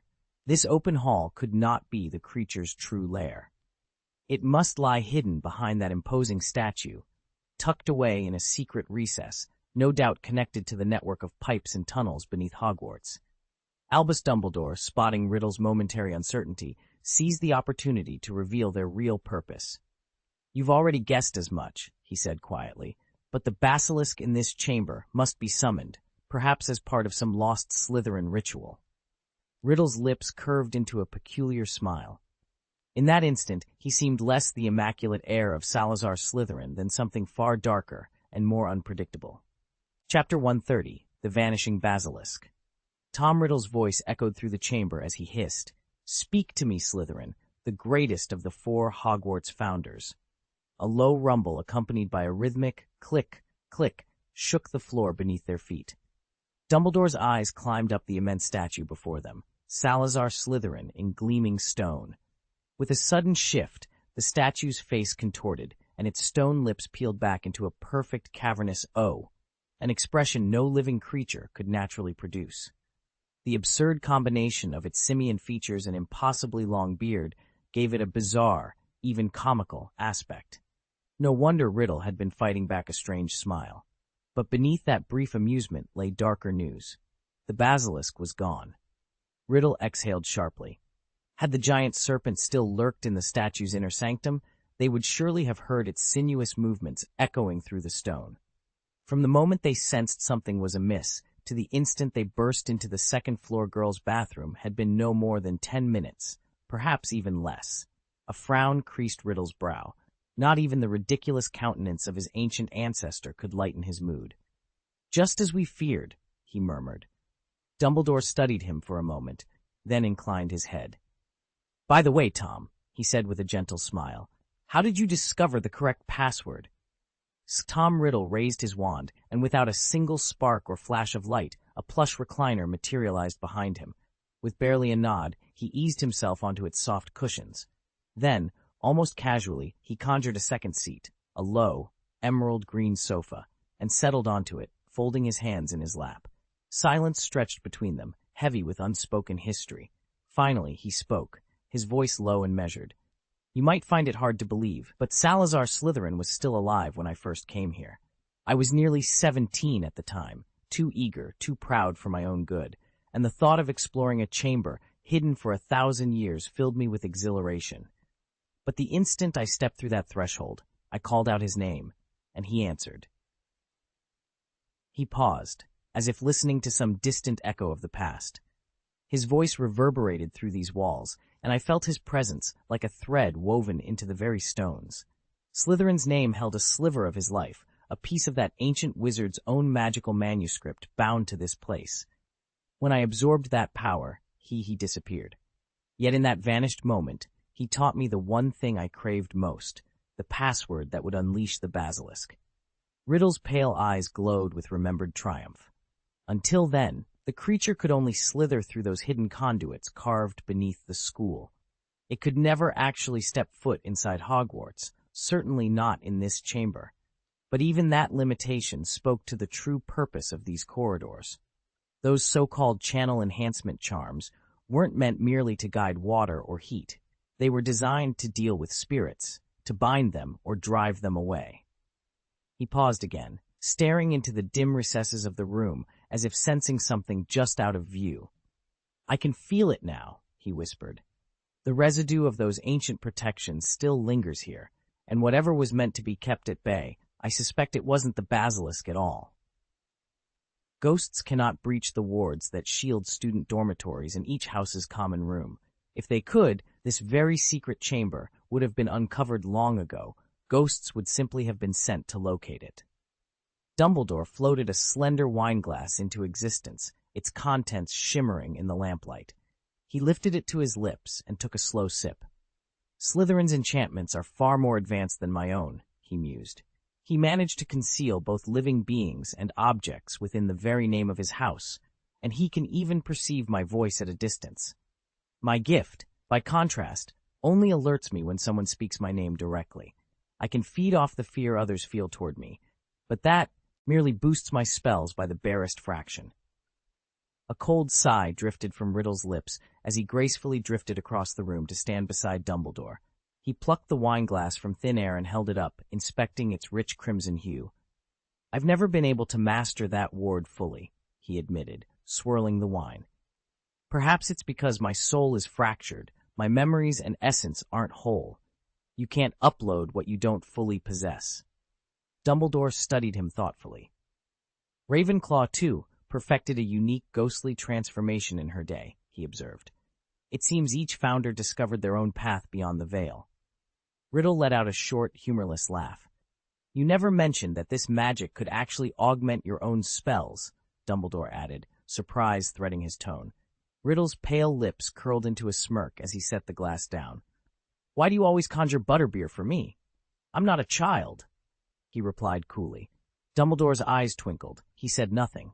With a shrug, Riddle concluded, in any case, the increase in power is negligible, hardly worth the effort. He turned away, the echo of his footsteps swallowed by the silent chamber. I could barely feel it.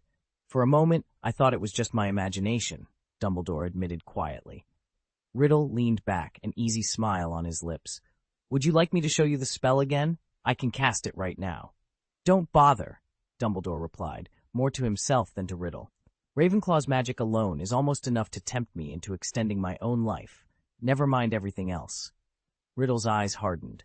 Dumbledore met his gaze head-on. Tom, don't think I'm unaware of what you're really after. You'll change sooner or later, just as you've embraced every twinge of power so far. Potter could never fill your shoes. Silence fell. Riddle rose from the sofa. The rich upholstery seemed to evaporate into thin air. Dumbledore stood as well, and with a graceful flick of his wand, they both floated upward. They drifted into the cavernous, O-shaped mouth of the Slytherin statue, and immediately plunged into a narrow, slime-slick chute. Pale blue light pulsed from Dumbledore's eyes, casting long, wavering shadows on the tunnel walls. The slide curved and twisted beneath them, revealing the same oppressive stonework they had just left behind. Dumbledore scanned along the damp walls.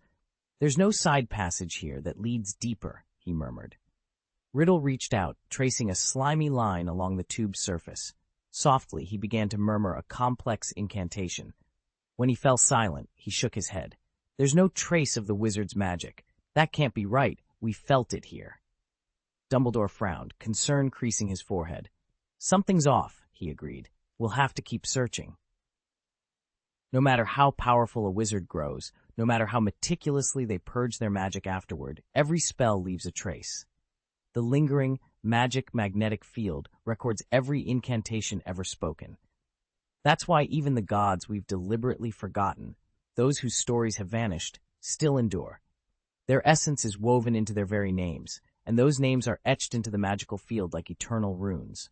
This means our newest wizard may stand closer to the gods than any of us, Riddle said, his voice trembling with excitement. He'd long suspected the depths of this wizard's power, but only now had he confirmed it. The discovery meant that, however long the future might stretch, there was still room to grow. He'd feared his own studies and training had stalled, but perhaps he'd simply failed to notice the gradual progress he was making. Deep in the heart of Nottingham Forest stood an ancient castle, its ivy-choked stones half swallowed by time. Within its neglected walls, a hidden garden lay undisturbed around a small, still pond. Coiled at the water's edge was a giant serpent, its scales a vibrant, almost glowing green. Lantern-bright yellow eyes surveyed its surroundings with cool precision. The snake's long jaws parted in a soft hiss, the only sound stirring the silent air of the overgrown courtyard. Beside the colossal serpent stood a striking boy, as if he'd stepped right out of a painting, with jet-black hair and eyes that shone like twin moons. At his heels, a much smaller snake, Nagini, nuzzled his calf. He offered a faint smile. "All right, that's enough, Nagini. You've run out of time to take human form today," he chided softly, gently shoving her away. Then he turned to regard the basilisk coiled before him. "Too bad I can't see you again," he murmured. "Your mind seems wiped clean before you were even born. Such fascinating eyes. A death curse delivered by a single glance." As he spoke, a spider that had been inching through the flowers suddenly launched itself into the air. The boy's brow arched in mock surprise. "Well, would you look at that?" he drawled. The spider twitched once, then fell utterly still. In that moment, everything about him, his cool confidence, his uncanny command over serpents, made one thing unmistakably clear. This boy was Ryan. Chapter 131. The Blood Curse is Lifted. A basilisk is a colossal, venomous serpent, aptly nicknamed the King of Serpents, bred exclusively by dark wizards. The first known breeder was the loathsome Herpo the Foul, who hatched a basilisk egg beneath a toad, giving rise to this terrifying creature. Male basilisks display traits inherited from that original toad, most notably the single feather that crowns their heads. Fully grown, a basilisk can exceed 50 feet in length. Its skin, a deep shadowy green, is sheathed in armor-like scales capable of deflecting most spells. Even more fearsome than its size or hide is its venom, a uniquely potent toxin that disrupts the nervous system, plunging victims into confusion, blurred vision, and hallucinatory terrors before death claims them in mere minutes. Remarkably, basilisk venom remains lethal indefinitely. Even 5 years after the serpent's death, its poison can still corrode and destroy objects beyond repair. This enduring potency makes it one of the few known substances strong enough to obliterate a Horcrux. Yet the basilisk's most dreadful power lies in its gaze. Any creature, human or animal, that meets its eyes dies instantly, turning this serpent into one of the darkest and deadliest forces ever unleashed by wizardkind. Spiders, with their unblinking 360-degree vision, are especially terrified of a basilisk's gaze. They can't look away, and a single glance from the serpent is enough to kill them instantly. Yet even the mighty basilisk has its weaknesses. When Salazar Slytherin, known in some circles as Heir, bred the first basilisk, he soon learned that the creature's one true nemesis was the phoenix. A phoenix's tears serve as the only antidote to basilisk venom, and its regenerative power renders the basilisk's deadly stare completely ineffective. Moreover, the basilisk can be subdued by Parseltongue. A wizard, or witch, speaking the serpent tongue can lull the basilisk into a profound, suspended sleep, halting its growth and effectively extending its lifespan far beyond the usual 9 centuries. News of this terrible creature spread quickly through the wizarding world. Dark wizards coveted the basilisk's power. Light wizards feared it. In time, though no one is quite sure who made the discovery, magical scholars realize that the crow of a rooster is mortally poisonous to the serpent. At dawn's first call, even the mightiest basilisk crumbles to ash. Basilisks are infamous for their lethal gaze, but it isn't entirely unavoidable. Researchers discovered that if you see a basilisk only through a reflection, whether in a mirror, a camera lens, or any polished surface, you don't die. You're merely petrified. By arranging multiple reflective stages, you can weaken the basilisk's power to the point of harmlessness. Ordinary eyeglasses, however, offer no protection. Their lenses transmit the gaze rather than reflect it, so direct eye contact remains fatal. Once these weaknesses became public knowledge, wealthy collectors began to see basilisks as the perfect living sentinels for their vaults. Despite a medieval ban on breeding them, smugglers found it easy to skirt the law. They extract basilisk eggs from captive toads just before inspections by the Department for the Control of Magical Creatures. As a result, secret basilisk farms have quietly re-emerged, and the practice of raising these monstrous beasts is spreading once again. Most wizards who'd ever tried to breed basilisks did so on a whim, and almost all of them failed spectacularly, convinced that the task was nothing more than placing basilisk eggs under a toad's belly and waiting. But one disastrous experiment produced something far worse. In a careless mix-up, the would-be breeder substituted a venomous snake for the toad. When the eggs hatched, the result was a horrifying hybrid the wizard dubbed the chicken tail, and the moment it came into the world, it turned on its maker and killed him. To this day, no one knows who that unlucky wizard was. Unlike the classic basilisk, the chicken tail bears no single exploitable weakness. Its mottled feathers and iridescent scales shrug off most spells, and its bone-piercing scream can shatter stone.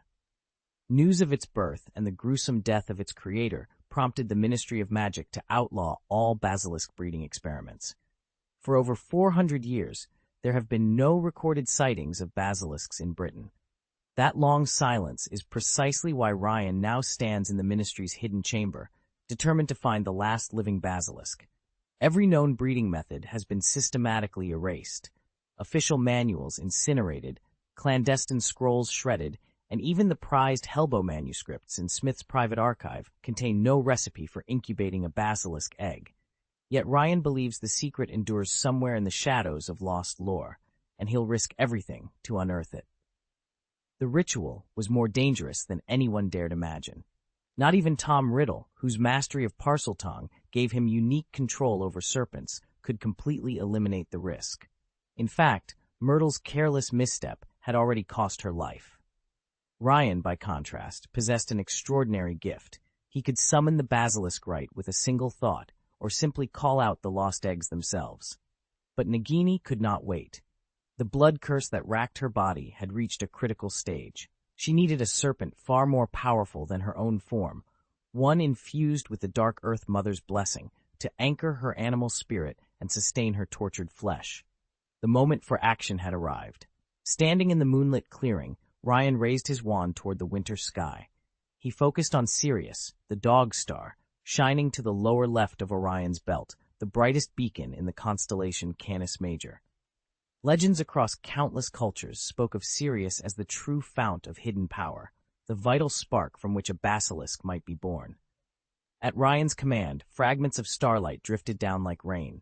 One by one, they coalesced on the tip of his wand, flickering into a single brilliant point of pale blue radiance. Then, as if awakened by his will, that point exploded into a web of shimmering light, an enormous, suspended halo of arcane energy. The air thrummed as the star cage took shape, promising both the power to create a basilisk and the salvation Nagini so desperately sought. An arcane cage flared into being around Nagini, its shimmering coils spinning her helplessly at its center. From Ryan's lips came a low, hallowed chant in an ancient tongue, each syllable vibrating with power.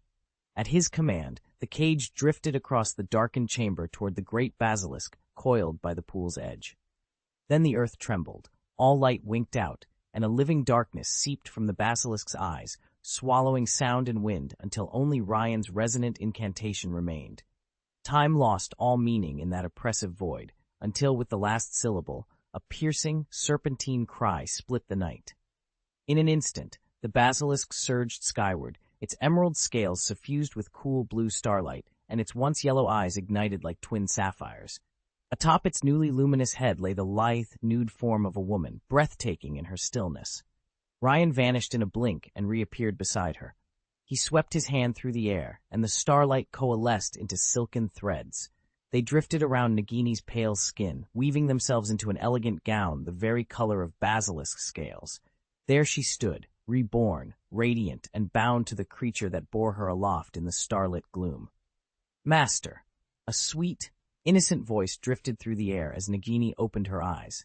She had fully shifted back into her human form, yet her movements were still serpentine, her lithe body coiling and twisting like a snake. From between Ryan's legs, her small face emerged, bright eyes lifting to meet his. With a playful grin, she circled to his side and reached up to gently brush his cheek, behaving like any spoiled child eager for affection. Ryan stood perfectly still, unperturbed by the tall girl wrapped around him.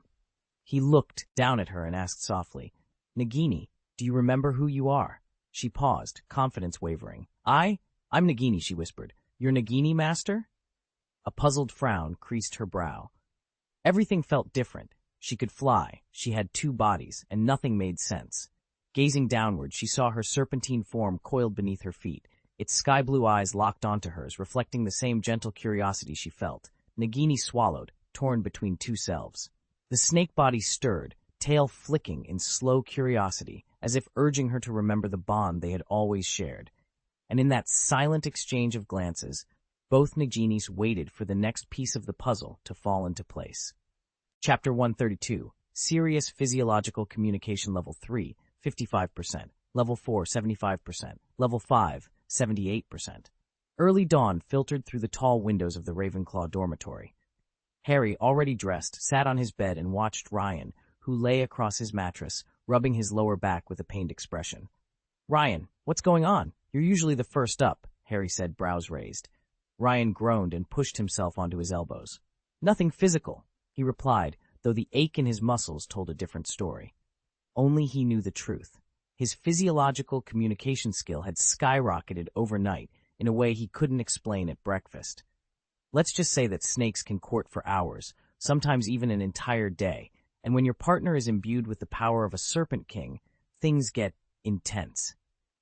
Harry's eyes widened as realization dawned. Do you think it has anything to do with that strange astronomical display last night? From across the room, Terry, Ravenclaw's resident astronomy buff, rolled out of bed and leaned against his trunk, pale. I woke up in the middle of the night, needed the loo, and I saw Sirius. It glowed differently, like it was pulsing. I couldn't get back to sleep after that. Sirius? Harry echoed, intrigued. Terry nodded, voice low. In my tribe back in Africa, we call it the hidden sun, the true source of our solar power. Our everyday sun keeps the material world alive, but Sirius sustains the spiritual realm. It's believed to be the wellspring of mystical energy. Harry exchanged a glance with Ryan, whose discomfort had suddenly taken on new meaning. If Sirius really had awakened some deep magic, last night's cosmic alignment might explain a great deal more than just insomnia. Michael, his dark skin glowing in the afternoon light, raised his right hand and began recounting the tale his grandmother once told him. The name Sirius, he said, comes from ancient Greek, meaning luminous or burning.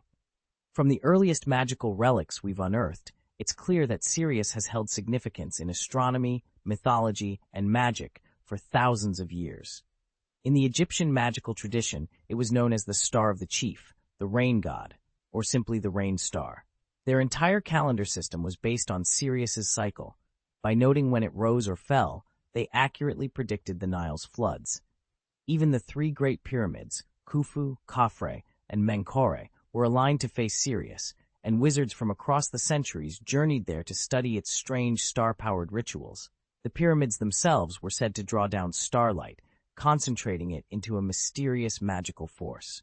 He paused, letting the weight of history settle over his classmates, then added, Meanwhile, in ancient Greece, mages referred to Sirius's peak glory as the dog days of summer, a time of intense heat and potent magic. Before Michael could say more, Terry's hand shot up. His eyes sparkled with excitement as he launched into another long explanation, only to be cut off by Ron, who leaned back in his chair and said with a grin, All right. Fascinating as it is, guys, today's Sunday. Ron waved his hand impatiently. That stuff won't be on our astronomy exam. It's purely extracurricular. Anthony peeked out from under his blankets and shot Ron a teasing look. What's the matter, Weasley? Turning into a Ravenclaw all of a sudden? Just look at Harry, Anthony said, nodding toward Harry, who was scribbling furiously in his notebook. He's taking notes like this is history of magic. Merlin's pants, Harry, Ron cried, hands on his hips in a pose that made him look oddly like Mrs. Weasley. Really? You're ruining my moment here. Harry set down his quill and gave Ron a patient smile. What's so strange? Sirius isn't exactly unheard of in the Black family tree. There have been at least 3 Syria over the centuries, Ron snorted. While most prestigious pureblood families pick more refined star names. Take Draco. He's named for the constellation. The Blacks wouldn't stoop to something so ordinary. Fair point, Harry said with a grin. If you want all the details, write to the original Sirius. He knows the family history better than anyone. With a final shrug, Ron rubbed his side and stomped off, muttering under his breath. Anthony watched him go and shook his head. He couldn't help but think, it really isn't easy being Su Xian, especially with someone like Wen Kuxing's father keeping a watchful eye. In the second week of December, Professor Flitwick came calling in the Gryffindor common room with a parchment in hand. He was collecting the names of anyone planning to stay at Hogwarts for Christmas. One by one, everyone signed. Everyone, except Harry. Mr. Potter, Flitwick said with a kindly lift of his eyebrows, that makes you the only one staying in the dormitory this year. Ron scratched the back of his neck and looked embarrassed. I've been looking forward to going home, he said. Since Dad got promoted, the borough's been under renovation, and even Percy, who never shows up for the holidays, will be there. Why shouldn't I go? Harry shrugged and waved a hand to hide his disappointment. It's just odd that Sirius didn't invite you to Grimmauld Place like he always does. He watched as Ron stabbed at a thick steak on a gilded plate. Ron chewed slowly, then swallowed. It's got to do with you-know-who, he said quietly. Sirius wants to make sure our last report reaches Voldemort, but without tipping him off outright. If Voldemort catches on too fast, it could put Draco and his family in danger. Harry poked at his potato pancakes, unable to enjoy his favorite treat. Maybe Voldemort read it ages ago, he muttered. How can we even know he hasn't? Ron's fork clattered against his plate. That, he said under his breath, is the million-galleon question. Harry pushed his plate aside and sighed. According to what we've heard, Voldemort's new target was supposed to be Dolohov, locked up in Azkaban, but Dolohov seems perfectly safe now. Ron glanced over, a look of mild surprise on his face. Safe? How's that possible? Harry rubbed his temples. They've been building a whole new wing onto the prison. It's so over the top that I reckon it's put Voldemort on high alert. In my opinion, we wouldn't have needed any new cells. Anyone sent to Azkaban, guilty or not, is bad news. Ron stabbed at his potatoes with his fork. You say that, but what about Sirius? He was completely innocent. He didn't deserve Azkaban. True, Harry admitted. There are plenty of innocents locked up for the most ridiculous reasons. Remember Michael Corner's father? Just before Michael's name went into the Hogwarts registry, his dad practiced a tiny bit of harmless home magic. No one was hurt, nothing major, and they hauled him off to Azkaban. He leaned back, frustration streaking his face. It's not even the injustice of it all that's getting to me. It's how miserable everything feels right now. I'm stuck at Hogwarts alone for Christmas, and it's driving me up the wall. I've barely set foot outside the castle. Ron softened. You'll manage. We'll come down to visit at break. Harry managed a half-hearted grin, but winced. That's the least of it. After the last match, Gryffindor got thrashed by Ravenclaw. Cho Chang, Ravenclaw's captain, tightened training even more. Practices run longer, tougher drills, more weight on our brooms. It's all piling on. His voice dropped to a growl. Between the new Azkaban wing, being alone for the holidays, and endless Quidditch practices, I'm turning into a right grump. Ron laughed. Sounds like you need a break. Maybe some butterbeer in Hogsmeade? Harry nodded, finally cracking a genuine smile. You know what? That might be exactly what I need. As it turned out, Michael's father couldn't pay the fine the ministry imposed. He'd been away from the wizarding world for so long that he no longer had any gold galleons. With no way to settle the debt, he was sentenced to 3 years in Azkaban. Had Michael not been abruptly identified and registered as a wizard, his father might very well have gone mad within the prison's walls. Harry's jaw tightened as he absorbed the injustice of it. Ron, noticing his friend's tension, hunched his shoulders and rushed on. I mean, why can't Dumbledore handle this himself? Look at Mr. Weasley. He's been rewriting nonsensical laws almost single-handedly, and he still finds time to spend Christmas with his family. Meanwhile, Sirius doesn't even get a day off. Regulus has only just learned to speak, for Merlin's sake. If you want an example of who's best at... Harry clenched his fists so hard his knuckles whitened. Do you really think Dumbledore would be involved in something like this? He demanded, voice low. Ron swallowed hard. I don't know, Harry. It's just... He hesitated, guilt flickering in his eyes. Harry's fists tightened even more as he stared at his friend, uncertain whether to be angered or relieved by Ron's honesty. Chapter 133, Ron's Tragic Childhood. The weather had turned on a dime. Only weeks ago, everyone was comfortably in short sleeves, but now winter cloaks were the order of the day. From the corridor window, Harry watched snow swirl through the forbidden forest and observed that the lake was frozen solid. Blinding flurries even disrupted his herbology lessons, which meant fewer chances to see Draco. After all, Slytherin and Ravenclaw shared only that one class, and Draco's rigorous training schedule lately had almost erased him from Harry's mind. On the Quidditch pitch, Slytherin suffered another loss, this time to Hufflepuff. Marcus Flint's signature tricks failed to faze Cedric Diggory, who paid no heed to Flint's barbed comments. Flint blamed the defeat on the storm-driven schedule change that bumped the match to before Christmas. If we'd played afterward, he complained, Diggory would have been in tears and quitting the team. Still, Flint himself practiced like a Gryffindor champion, undeterred by wind or sleet. Harry had hardly noticed how deep the snow had fallen outside until Ron's voice drifted up from the Gryffindor common room below. A blizzard was raging beyond the castle walls, a storm so fierce that Professor Sprout had canceled herbology, leaving Ron and Ginny to kill time by the hearth. Upstairs, Harry sat hunched over scrolls and parchment, trying to reorganize the Slytherin Quidditch squad in Draco Malfoy's absence. Without Draco's input, every position and strategy fell to him, a task that felt both awkward and absurd. "I tell you, Dudley's incredible on a broom," Ron called out, shaking his head. Even with this blizzard hammering the windows, Slytherin still showed up for practice. Harry paused, quill in midair. Since Ron had defended Dumbledore's latest decree, the two of them had barely exchanged so much as a word. They'd sat side by side in Transfiguration, shared meals in the Great Hall, even passed the ketchup back and forth at dinner, but conversation had been reduced to polite nods and empty pleasantries. "I watched their match," Ron went on.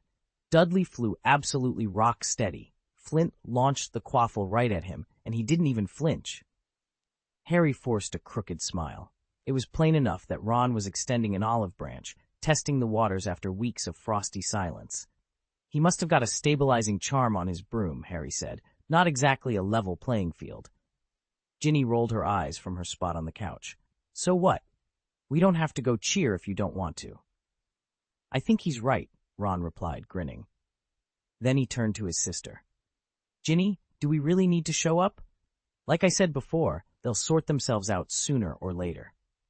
Harry closed his notebook and stood, feeling the tension between them finally begin to thaw. Outside, the wind still howled, but inside the common room, a quiet truce was forming. "All right," he said, gathering his things. "Let's go." Fred and George, relieved to have no morning classes, had nonetheless been volunteered to hang around the Ravenclaw common room as chaperones. The twins stood apart, arms folded, watching Ron and Harry fuss over their new pets. Seizing the moment, they turned to their youngest sister, Ginny. "Hey, you two," Fred called, nodding at the boys. "Show some respect." Ginny's face twisted in disgust. Those things make me want to puke." "Puffs are brilliant," George shot back with a grin. "They're covered in soft, cream-yellow fur and perfectly round. You can hug them, or even toss them, without a fuss." "They eat boogers while you sleep," Ginny retorted, covering her nose. "True," Fred admitted, "but they'll drag down anything from stray spiders to leftover stew. They're the ultimate scavenger, low maintenance and impossible to kill." "And here's the best part," George leaned in. "Their fur is a key ingredient in Sigmund Budge's laughter potion. One whisk of puff fluff and you've got giggles on tap." Ginny's eyes went wide. "So we could keep one at home?" Fred immediately shook his head. "We would've, if it weren't for Ron." George gave his brother a pointed look. "Yes, thanks to him, our scheme to corner the laughter potion market went up in smoke." Ginny stared in surprise at her brothers and then back at Ron, now sheepish. "Hold on, so the Weasleys actually owned a puff once?" Ginny folded her arms and fixed her brothers with a sharp look. Ever since Scabbers went missing, Ron had been ever the vain one. If the Weasley family had managed to find a pet that could take Scabbers' place, Ron would have snapped it up without question. Fred and George exchanged sly grins. "You'd like to think so," Fred said. "But if we'd brought home some magical creature, Mum and Dad would have had our heads." George winked at Ginny. "Besides, that poor little thing we once had really did escape. Ron turned it into a quaffle during practice, and the next thing we knew it was gone, disappeared up into the rafters of the barn." Ginny raised an eyebrow. "So you're saying it ran off, rather than you letting it go on purpose?" "It really ran off," George insisted. "Honestly, you could have used it to practice bludger shots on goblins." Ginny's eyes narrowed. "That explains why Ron still holds a grudge against you two. And let's not forget all the other times you've tormented him, like tricking him into that so-called unbreakable vow, feeding him those blasted sour lollipops until his tongue felt like it was on fire, and turning his teddy bear into a giant spider." She sounded so much like her mother in that moment that Fred actually flinched. George threw up his hands in mock defense. "Hey now, I had nothing to do with the vow or the lollipops." "Fred did," George broke in, as if pointing to an invisible culprit behind his twin. Fred opened his mouth to protest, but with Ginny's glare boring into him, so eerily reminiscent of Molly Weasley's sternest looks, he suddenly looked very small. All right, Fred muttered. "Maybe we were a bit overenthusiastic. We weren't exactly model big brothers back then." Ginny gave a long, suffering sigh. "Just don't let it happen again." The barn fell quiet as the three Weasley siblings drifted apart. Dust motes danced in the late afternoon sunlight, and for a moment, the echo of their banter lingered in the rafters long after they had gone. "Yes, it was us, George, so don't even think about wriggling out of it." Fred shot his twin a triumphant grin. George scowled back. "I've already paid for my mistakes. Remember the unbreakable vow incident? I'm still sporting that bruise on my left hip as a reminder. And I'm not exactly unscathed myself. Seeing father angrier than mother is something I'd never want to repeat." Fred rolled his eyes. "Don't butt in when I'm talking to Ginny, George." "Oh, like you weren't grounded for a week after the sour lollipop fiasco?" George shot back. "Mother nearly turned me into a toad over that one." "Don't act like you got the worst of it," Fred retorted. "And you, George, you're always the one who ends up with the scars, right?" Ginny stood with her arms crossed, watching her older brothers bicker. "Save it, both of you." "But what about the teddy bear incident?" Fred pressed on, exchanging a meaningful look with George. "All thanks to Ron breaking my broomstick handle first." "Merlin's beard," Ginny exploded. "If I'd been Ron, I'd have broken more than just the handle." George lifted his chin. "If you knew exactly what my unbreakable vow was about, you wouldn't be so quick to judge."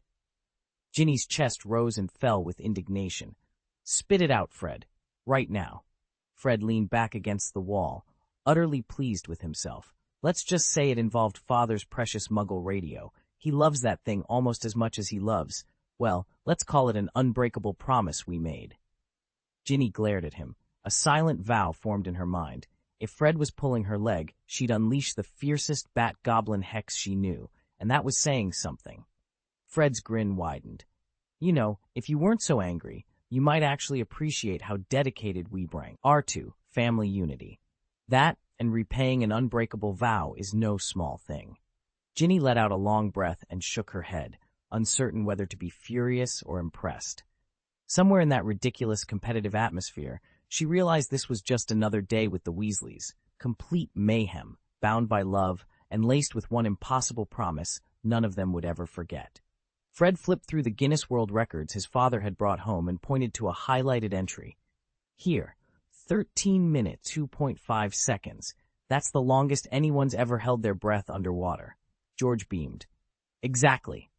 That record was set by a Canadian Muggle named Robert Forster back in 1959. Fred glanced at Ginny. "Pretty wild, right?" Ginny shot them both a glare. "Cut to the chase. The whole point of our oath is that nobody is supposed to hold their breath for more than 14 minutes. What's the use of stating that?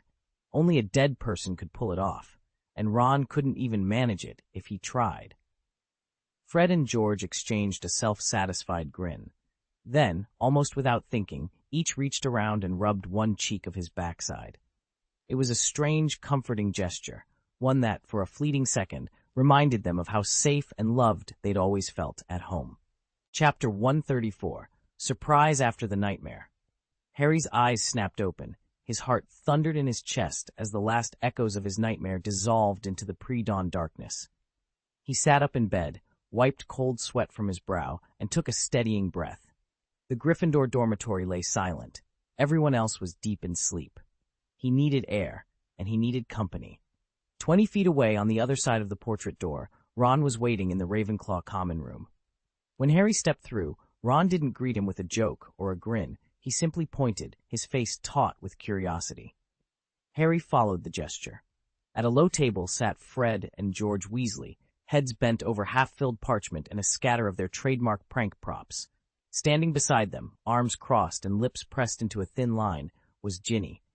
She kept glancing from them to Harry, her eyes cool and forbidding. "What are Fred and George doing here?" Harry asked softly, frowning. "And why does Ginny look so upset?" Ron shrugged, equally puzzled. "She's been like this ever since she arrived. Fred and George tried something, she didn't think it was funny, and now she won't speak to them, or to you." Harry exhaled. True enough, Fred and George's experiments often skirted the line between brilliant and disastrous. Ginny must have lost her patience.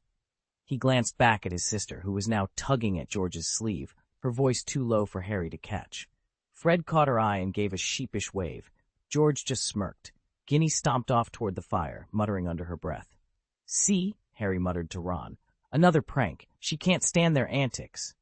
Ron gave a rueful shrug. She's used to it by now. But Harry, are you all right? You look like you just saw a boggart. Harry managed a small grin. I did, he admitted.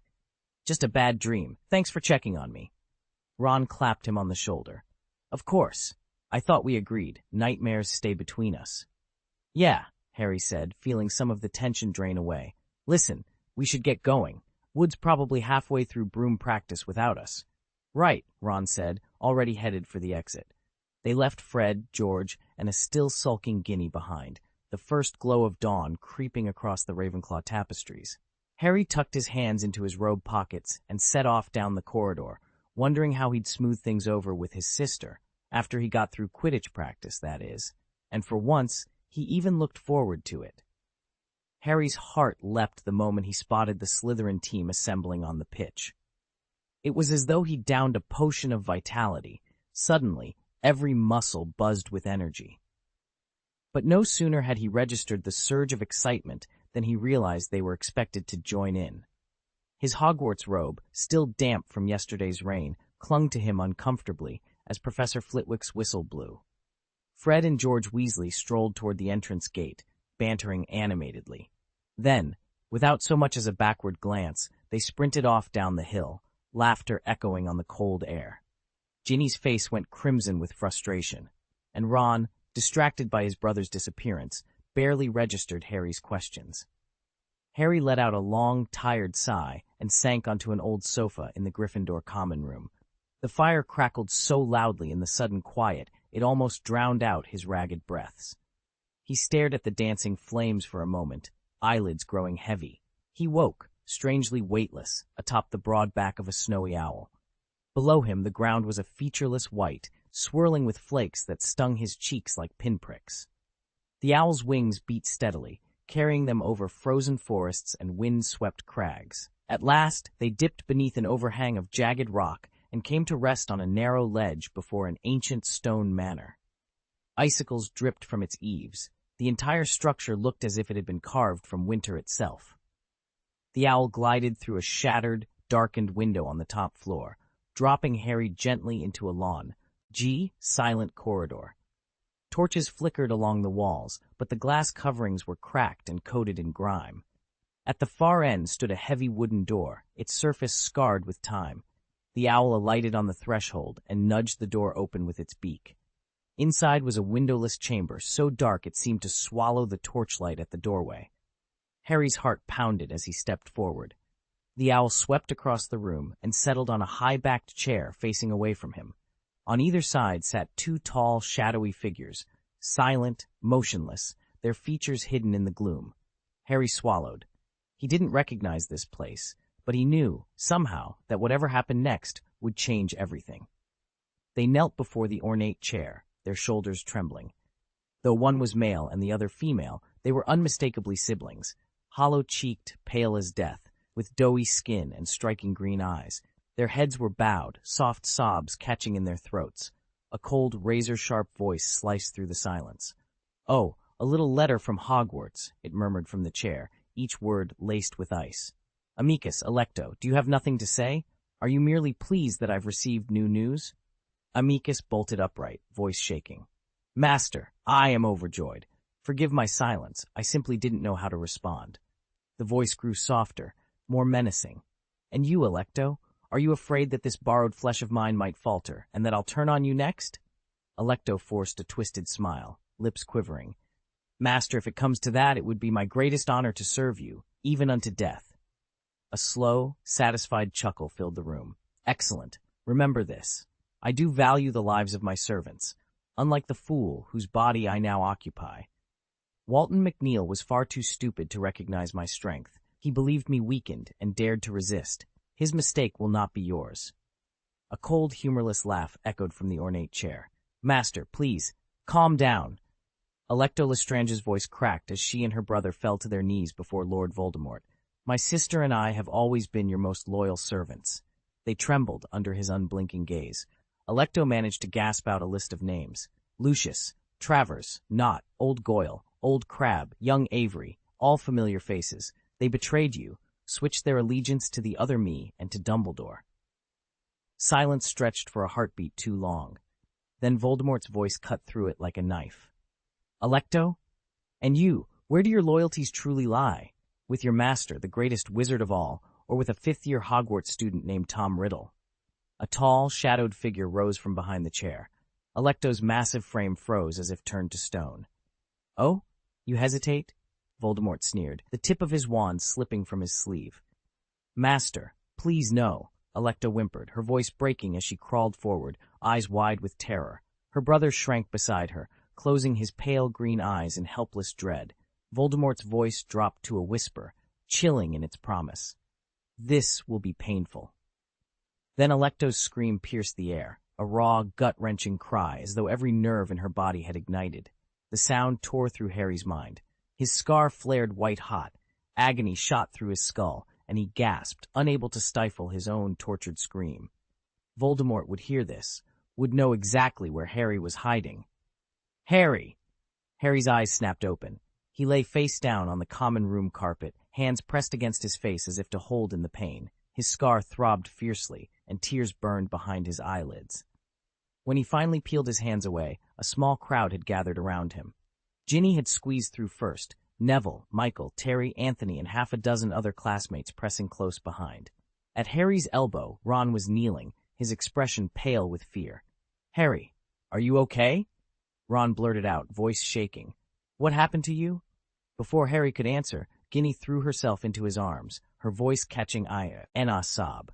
In that instant, everything else fell away, the pain in his scar, the frantic questions, the ring of curious faces. All Harry felt was her warmth, the soft scent of her hair, and the steady beat of her heart beneath his palm.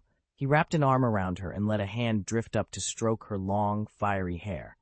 For a heartbeat, he felt weightless, as though they were the only two people in existence. Suddenly, Ginny was torn from him. Hey, Ginny is my sister!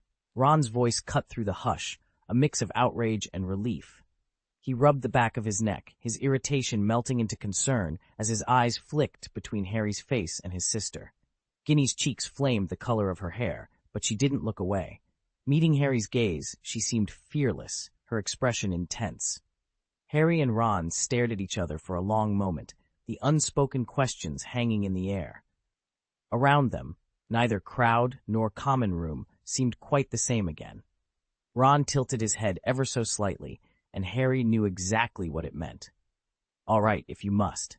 A broad grin spread across Harry's face. He slipped his hand into Ginny's and motioned toward the lounge doors, clearly planning a leisurely stroll around campus before their afternoon class. Their friends watched with warm smiles, stepping aside to give them room. For a moment, every worry and whisper was forgotten. Everyone was quietly certain this was just Harry's clever way of getting Ron to admit he approved of him being with Ginny. Chapter 135. Still Feeling Frightened. The Great Hall's right wing, just beyond the main entrance, serves not only as the students' dining room, but also as the venue for every special event at Hogwarts, from the opening feast to the welcome party. 4 long house tables run its length, and a 5th raised platform at the far end holds the staff's table.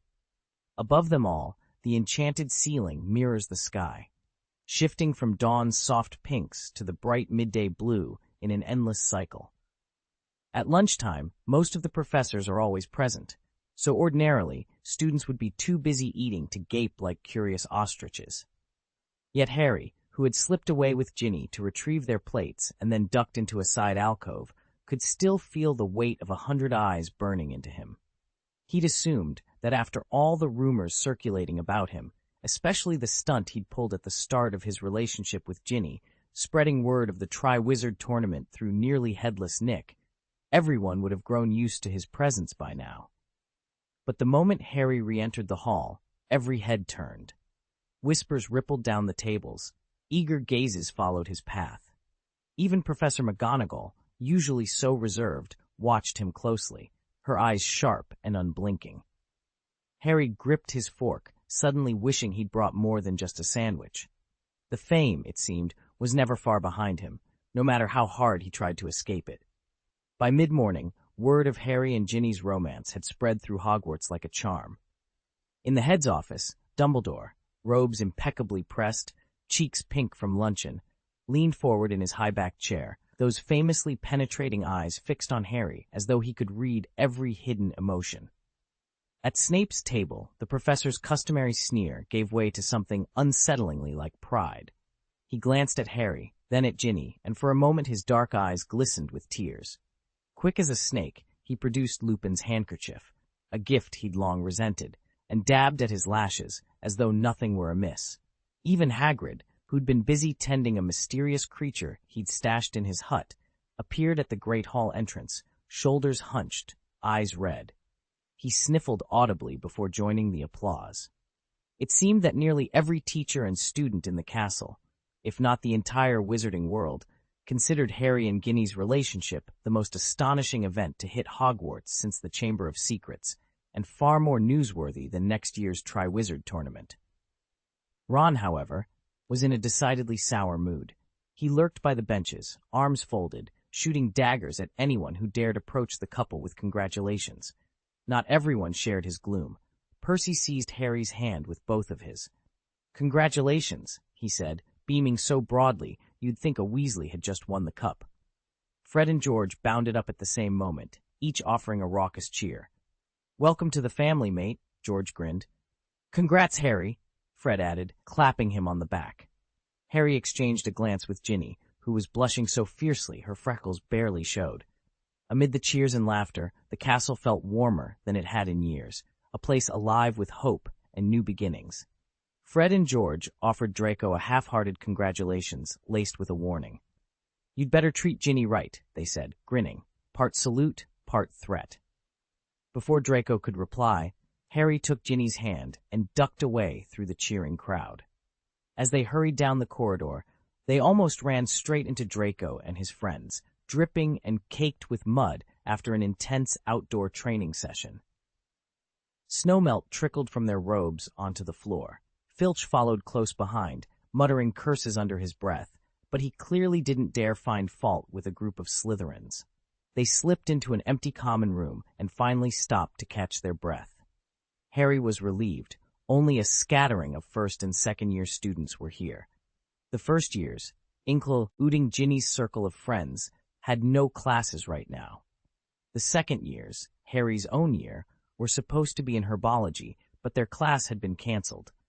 If the room had been more crowded, he wasn't sure either he or Ginny would have had the courage to face the moment. Still, one question nagged at him. How had the news spread so quickly when everyone else was supposed to be in class? He imagined the Triwizard Tournament, an event long dormant for almost a century, suddenly back in the public eye. Who had leaked the story, and how had nearly every student, despite lessons being in session, heard about it already? Ginny leaned against Harry's shoulder, her voice low and a little teasing. "Not everyone can recite a history of Hogwarts like Hermione," she said, "but you didn't even mention the biggest draw of the Triwizard Tournament, its prestige, and the prize money. Each school selects just one champion, usually its finest student. On top of the glory, winners walk away with a hefty purse. Historical records peg it at around 2,000 gold galleons." Harry fingered the sleeve of his robe, surprised. "When did you learn all this?" "Last month.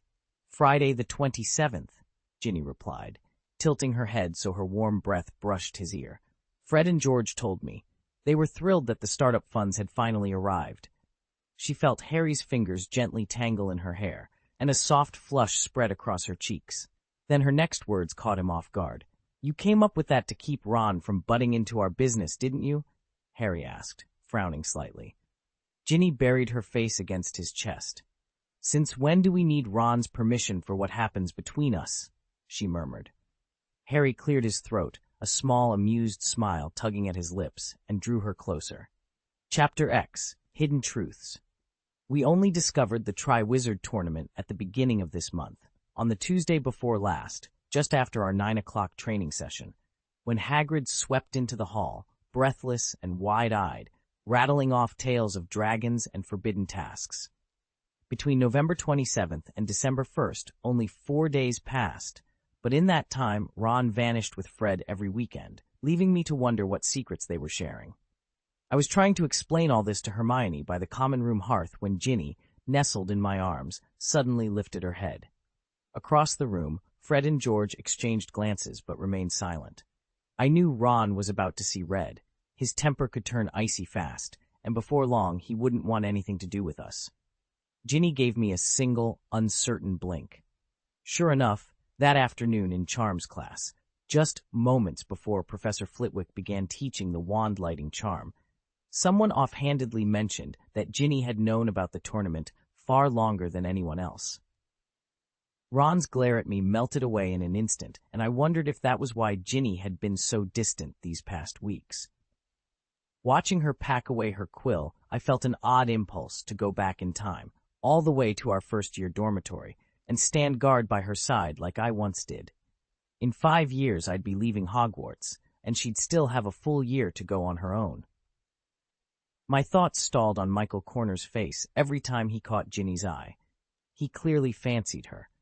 I was so flustered that I almost forgot Michael was in our year, not hers. The fire crackled between us, and in its dancing light I realized how tangled everything had become, and how little I really knew about the girl resting against me. Harry slumped in his seat, mentally reviewing the 100th way he might guard against Michael Corner's sudden interest. Beside him, Ron leaned over and whispered indignantly, "Honestly, Fred and George, can't believe they pulled that prank on me again." The bell rang. Cutting through their chatter, Professor Flitwick swept into the room, balancing himself atop a wobbling stack of textbooks. "Good morning, everyone. I trust your attention will now shift from Harry Potter's brooding face to standard spell, S level 2, yes?" He gave Harry a cheerful glance before continuing. "So far, we've practiced the dancing charm, the engorgement spell, and the freezing charm. Today, we'll tackle the most challenging, and I dare say, the most indispensable spell of the year." Flitwick's eyes twinkled as he eyed the class. "Michael, why are you still staring at Harry? Perhaps you can remind us of the freezing charm's effect, the one we learned last lesson?" Michael Corner sat up straighter, cleared his throat, and said hesitantly, "The freezing charm, also called the freezing spell, halts a target's movement by encasing it in a brief, icy stasis." "Excellent," Flitwick replied, though a gentle tap of his wand reminded Michael not to slack off. "But let's be precise. The incantation you should use is immobilis. It derives from the Latin immobilis, meaning motionless. Remember, a proper pronunciation can mean the difference between a perfectly stilled teacup and a rather messy one." With that, he gave a theatrical flourish. "Now, observe closely as I demonstrate, and be ready to practice. This is a core skill you'll rely on time and again, whether in everyday life or in a tight spot." He lifted his wand, his robes swirling, and prepared to cast. The room fell silent, every student leaning forward in anticipation. "You may have read in your textbooks that this spell is spell only animals," Professor Flitwick said, pacing before the class with a twinkle in his eye. "But in the hands of a truly skilled witch or wizard, it can also disable Muggle burglar alarms and other similarly enchanted devices just as easily." He paused, letting the students absorb his words, then offered them an approving nod. Chapter 136, The Universal Breaking Charm. Harry sank into his seat in Professor Flitwick's charms classroom, eyeing the towering stacks of books that served as makeshift podiums. Today's lesson was on Finite Incantatem, the Universal Breaking Charm. With a tap of his wand and a chirpy Finite Incantatem, Professor Flitwick demonstrated how the spell could undo most simple charms. Softening legs might stiffen again, dancing shoes stop twirling, and so on. When the professor asked if there were any questions, Harry raised his hand. "Professor, could Finite Incantatem work on weather spells, like a localized shower charm or a conjured hailstorm?" Flitwick paused, adjusting his robes. "A very astute question, Harry. Finite Incantatem can indeed halt most incantations, those you've just mentioned included, but complex weather enchantments require a different counter-charm. To dissolve a weather-making spell, you'd cast the Nubilis Reversal Charm, sometimes called the Cloud Curse, to disperse storm clouds and restore normal atmospheric conditions." "Excellent," Flitwick beamed. 5 points to Ravenclaw for the thoughtful inquiry. The bell rang sharply, and the diminutive professor fluttered down from his pile of books. "For homework, I want a 1-foot-long essay on the Universal Breaking Charm, its origins, applications, and limitations. 15 inches, mind you, exactly 1 foot." Ron Granger groaned as he slung his satchel over his shoulder. A foot-long essay? I can barely remember how to write a 7-inch paper. I always end up writing twice what they ask. Harry chuckled softly. He glanced out the window, where the greenhouse's budding snapdragon blossoms were just beginning to unfurl. A delicate reminder that, in magic as in nature, things always come undone before they can bloom again. To keep Ron from guessing that something more than friendship had blossomed between them, Ginny and Harry had agreed to put on a show of mock irritation. But their plan unraveled in an instant when a flare of red hair darted through the crowd and barreled into Harry's arms. "Harry!" Ginny exclaimed, hugging him around the waist. Ron turned just in time to see them cling together. He strode forward, plucked Ginny up as if she were a puppy, and hauled her out of Harry's embrace. The surrounding students burst into cheers. Ron's chest swelled with pride at the applause until reality hit him. He set Ginny down and cleared his throat. "Look," he said, voice all business, "I don't care what you two get up to behind closed doors, but out here, in front of everyone, you need to watch yourselves." Ginny crossed her arms. "Seriously? What's wrong with me hugging my boyfriend?" Harry bit back a smile.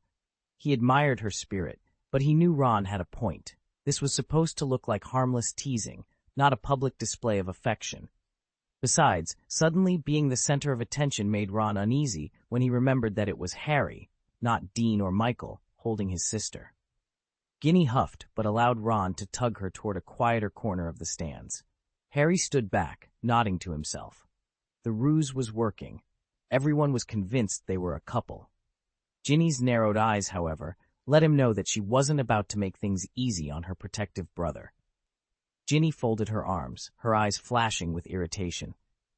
"You're always making up stories to impress everyone.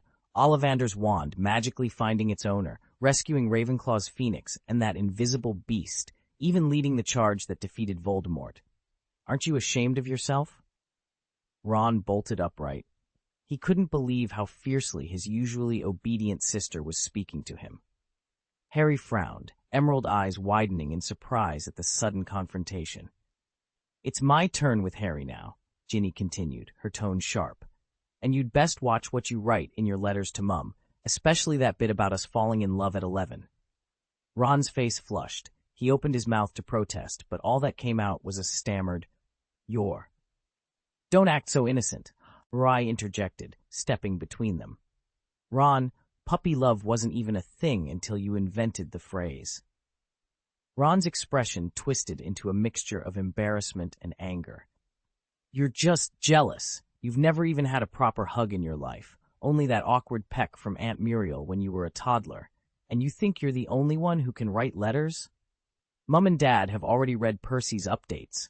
They're thrilled to have you, Harry, as part of the family.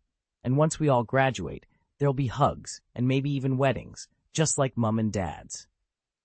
For a heartbeat, the three of them stood in tense silence, the crackle of the fireplace filling the room.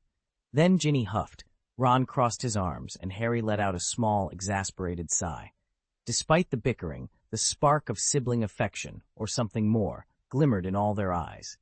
Ginny's cheeks flamed as Ron's eager readiness to blurt out secrets clearly infuriated her. She opened her mouth to retort, but all that came out was a choked, "Mar!" "Mary?" Ron and Harry exclaimed in perfect unison. "You're getting married?" Before they could make sense of it, a soft sob drifted toward them. Moaning Myrtle hovered into view, tears streaming down her pale cheeks. She pressed her hands over her face, then with a gurgling wail, sank through the floorboards in a swirl of ectoplasm. The trio barely had time to register Myrtle's departure when a new voice cut through the air, smooth, mocking, undeniably Malfoy. "Are you two really planning to tie the knot?" They spun around. Draco Malfoy stood leaning against a column, that familiar smug grin playing on his lips. Ron's jaw dropped. "How on earth did you find us?" Draco gave a dismissive shrug. Nearly headless Nick pointed me in the right direction. "This way," he said. He tapped his temple. "Apparently, I have good sources." Harry rubbed his forehead, half certain this had to be another cruel prank. "Draco, if this is one of your jokes," Malfoy cut him off with a lilting laugh. "I'm perfectly serious. Now, which of you is the lucky fiancé, Potter or Weasley?" Ron's face turned scarlet. He jabbed a finger at Ginny. "Obviously Ginny. Ginny, is that true? Draco asked, arching an eyebrow. Ginny leaped forward indignant. No, really, I wasn't. Oh, come off it, Weasley. Draco strolled closer. I heard you two arguing about marriage. Shut up, Malfoy. Ron snapped, turning to Harry with wide eyes. What was Draco doing here, meddling in their business? Harry had even passed out earlier. Was this another of those Voldemort-induced visions? But before Harry could voice his doubts, Ginny grabbed his arm, her worry plain on her face. Wait, what vision? Something to do with Voldemort? Harry, are you all right? Harry forced a smile, though his heart was racing. With Moaning Myrtle's tears, Malfoy's taunts, and rumors of a wedding swirling around them, nothing felt real anymore. Ginny's face went ashen. She pressed her hand against Harry's chest, searching for a heartbeat. Are you all right? She breathed, leaning in closer than before. Harry gave a small, embarrassed laugh. Honestly, I'm fine. Dumbledore saw me right after it happened and said the same. He worried Ron and Draco would stick around, spoiling his chance to comfort Ginny properly. But at the mention of the headmaster, she visibly relaxed. So you really weren't faking it, she said, exhaling. I thought you were just going along with everyone else, acting dizzy so you could persuade me. Ron's eyes widened. Wait, are you telling us you completely forgot the dream about Voldemort because you were focused on Ginny? Draco glanced between them, incredulous. You let it slip your mind? Harry's cheeks tinted pink as he nodded. He swallowed, then forced himself to explain. In the dream, Voldemort has an insider at Hogwarts, a student, someone very young. Ron ran a hand through his fiery red hair, his skepticism giving way to concern. An insider? Here? Who is it? Harry shook his head. I don't know yet, but there's more. That student is connected to Walton McNeil. Draco's eyebrows shot up. Walton McNeil? The original Death Eater who fought in the First Wizarding War? Harry leaned forward. That's the one. After Voldemort fell, McNeil escaped Azkaban, claimed he'd been under the Imperious curse. Ginny's eyes narrowed. Imperious, like my father. Ron exchanged a look with Draco. Silence fell as they contemplated the implications. A dark secret lurking in their midst, tied to a dangerous legacy, and guarded by a child they passed in the halls every day. Draco dropped his gaze, too ashamed even to meet Harry's eyes. He drew in a shaky breath before speaking again. It's not what you think, he said quietly. Your father, he's in our hands now. Ron's lips pressed into a thin line, and his voice came out low and bitter. I know McNeil too, he muttered. He's one of the Ministry's enforcers, charged with killing any creature that might threaten wizards. Last week, he nearly put my uncle's Kneasel down, simply because it scared off a boy who'd thrown a stone at it. Fortunately, Jason, Ron gave a tight-lipped smile, ran for it before McNeil could finish the job. Chapter 137, Sinecures in the Ministry of Magic. Diggory, Draco began only to be cut off by Ron. What, Cedric Diggory? Ron blurted, rolling his eyes. Draco threw up his hands in exasperation. No, not Cedric Diggory. Honestly, we've all seen how your puffed-up captain tried that same trick and got humiliated by Hufflepuff. Ever since then, the Hufflepuffs have strutted around as if they'd downed a barrel of strength potion. Now they're comparing Cedric to Harry Potter, boasting that he took down Slytherin in his very first match. Give me a break. Pretty boy, indeed. Ron's face went red. Realizing his mistake, Draco shook his head. I was referring to Diggory McNeil, from the Ministry's Department for the Regulation and Control of Magical Creatures. He sits on the Dangerous Creatures Committee. He sighed. But of course, that connection is hardly obvious. Most witches and wizards only know the Creature Department in 3 convenient sections: the Beast Division, the Spirit Section, and the Alien Office. Who'd ever guess there's a Dangerous Creatures Committee tucked away in there? There aren't just 3 odd jobs in the Department of Magical Law Enforcement, Ron insisted. If you really break it down, there are half a dozen divisions tucked away in the Beast Office alone: the Centaur Liaison Unit, the Committee on Dangerous Creatures, the Dragon Research and Containment Bureau, the Ghoul Patrol, the Werewolf Retrieval Project, and even a Werewolf Registration Department. Then there's the Alien Resources Office, with its Fairy Liaison Desk, the House Elf Resettlement Section, and Werewolf Support Services. Beyond those, you've got the Misinformation Task Force, the Pest Advisory Board, and the Ghost Affairs Department. Ginny raised one eyebrow. Ron caught her eye and flushed. What are you looking at me for? He cleared his throat. I mean, ever since Dad became director of the department, I've been thinking, why not pick up one of those ministry jobs? Something with no real work, so I'd have all the time in the world to write. I'd love to be an author, like Skywalker. Ginny gave him a long, appraising look. A sinecure, then? Harry, who'd been listening from the armchair, grinned. Actually, that Centaur liaison unit does sound tempting. Nobody ever uses it. The werewolf retrieval project's equally quiet. If Fenrir Greyback's still on the loose, they must be slack at their job. Same goes for the registry and support services departments. You'd never see another filing form in your life. Ron shook his head. No werewolves are willing to register, and the ministry's never lifted a finger for them. The ghoul rangers do a fine job. They simply clear out any stray ghouls that wander into Muggle homes. I know all their divisions inside out. Draco curled his lip.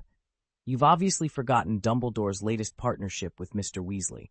By the time we graduate, these departments will either be obsolete or finally put to good use. He shot Harry a stern look. Harry, don't pick up bad ideas from Ron. Ginny, bouncing on the balls of her feet, rolled her eyes at Ron's ignorance. Honestly, Dad's been driving some major reforms. Only you haven't noticed. Take the Dragon Research and Restriction Bureau. It's no longer content just keeping wild dragons hidden from Muggles. Now they're handling dragon breeding licenses, setting up breeding facilities, and funding new research. Charlie's even coming home from Romania to help get it all off the ground. She clasped her hands together, eyes bright with excitement. I haven't seen Charlie in ages. He'll be back before we know it.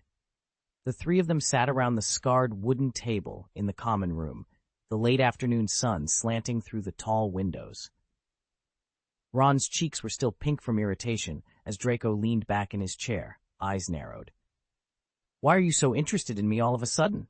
Ron barked. Harry said he wanted to look for an unpaid position at the ministry, not you. Draco's smirk widened. We weren't talking about you, Weasley. We were talking about Harry's dream, the one with the 2 Death Eaters. Surely you remember them. Ron scowled, waving his hands. They just sounded familiar, okay? Stop hinting at things, Draco. I'm not hinting, Draco replied smoothly. Think about it. I'm a 2nd-generation pureblood, 3rd generation really, on my mother's side. I should know every Death Eater by sight or by name. Harry cut in, voice calm. Unless their nicknames are more famous than their real names. Draco's eyes lit up. Of course, didn't I say they were a brother and sister pair? Harry nodded. Exactly. The Caro siblings, Draco announced triumphantly. Their entire family are Death Eaters. How did I miss that? Ron rolled his eyes but tapped his chin. Are you sure? The sister has those green eyes and a pronounced hump, right? And the brother's, well, plumper, with that pig-like snout. Harry chuckled. Sounds spot on for the hunchbacked Caro.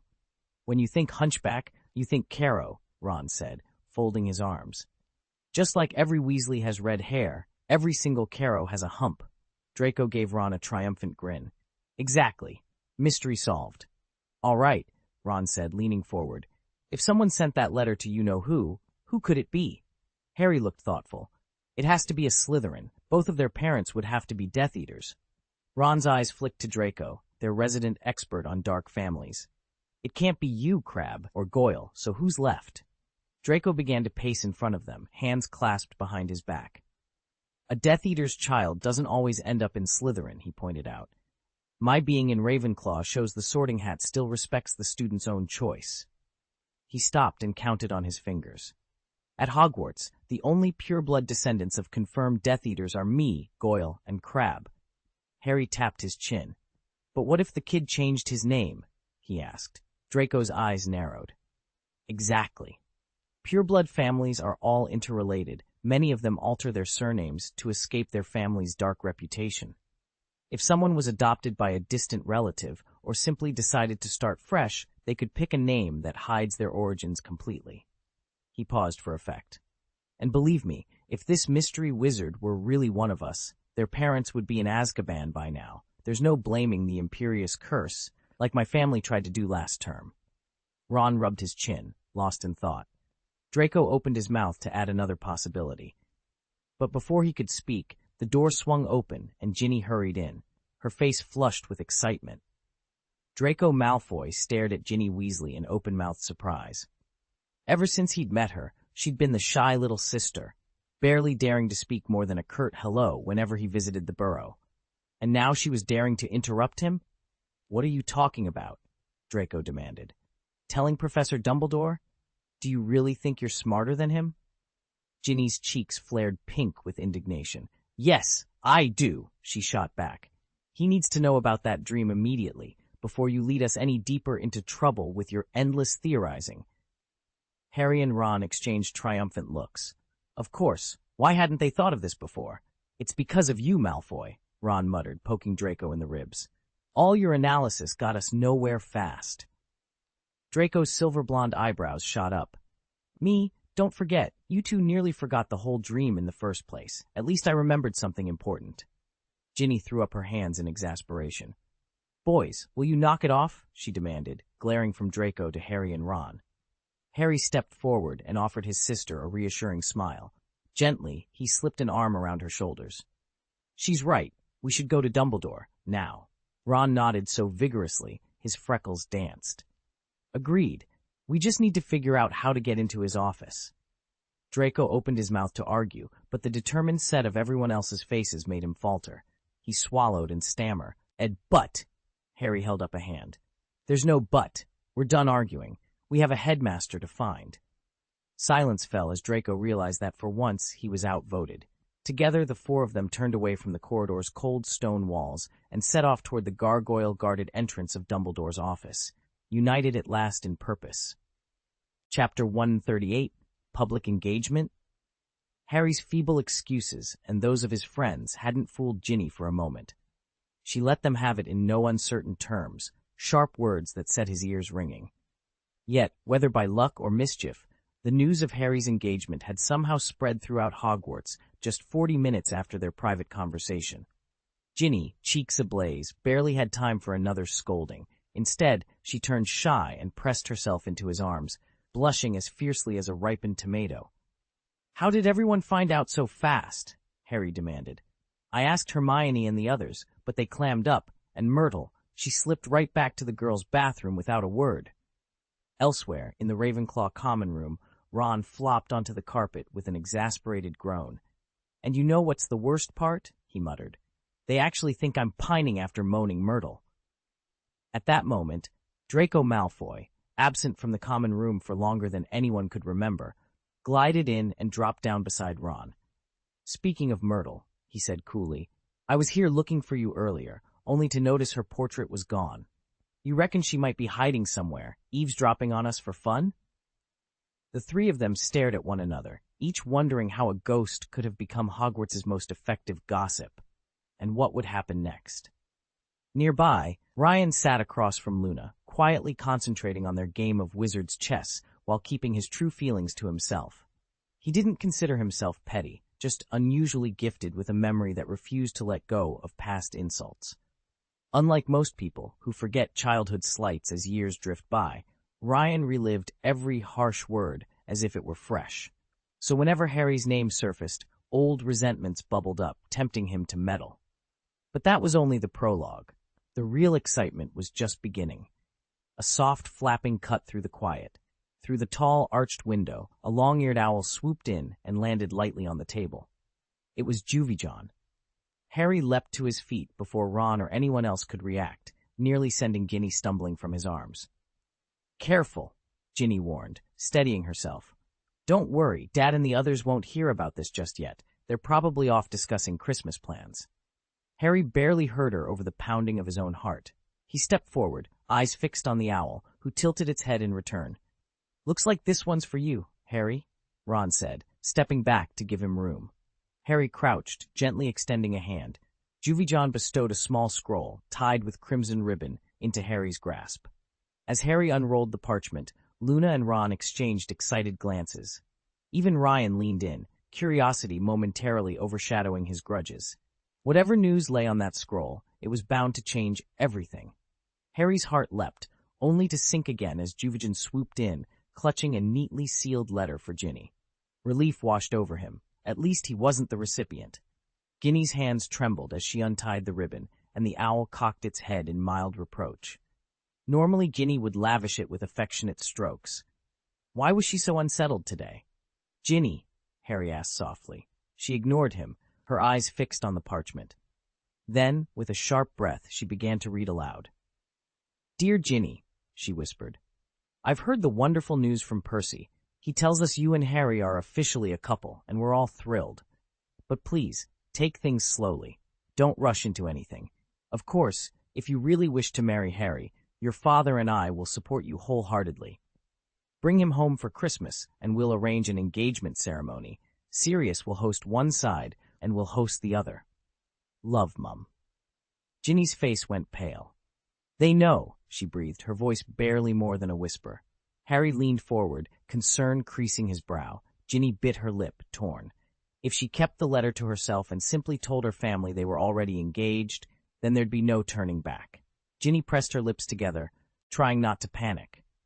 She'd rehearsed 2 explanations. For Harry, the letter would say that the Weasleys had invited him to spend the summer with their family. For Sirius, who was handling the wedding arrangements, it would claim that Harry was simply a bit muddled and that Sirius should go ahead with the plans without sending any formal announcement. But in her daze, she'd forgotten one crucial thing. Letters don't stay unread for long. Harry might have been too polite to peek, but Ron was not. "Give me that!" Ron snapped, snatching the letter from Ginny's hand. His skin went from chalk white to bright red, then back to ashen.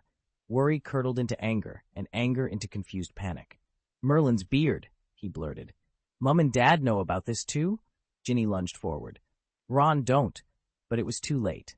Draco Malfoy, lounging nearby with Pansy Parkinson, caught the exchange in one cool glance. Well, Draco drawled. "Seems your folks think you and Ginny are getting married. They want you betrothed, just like my father set me up with Pansy here." Ron's jaw dropped. "They did what?"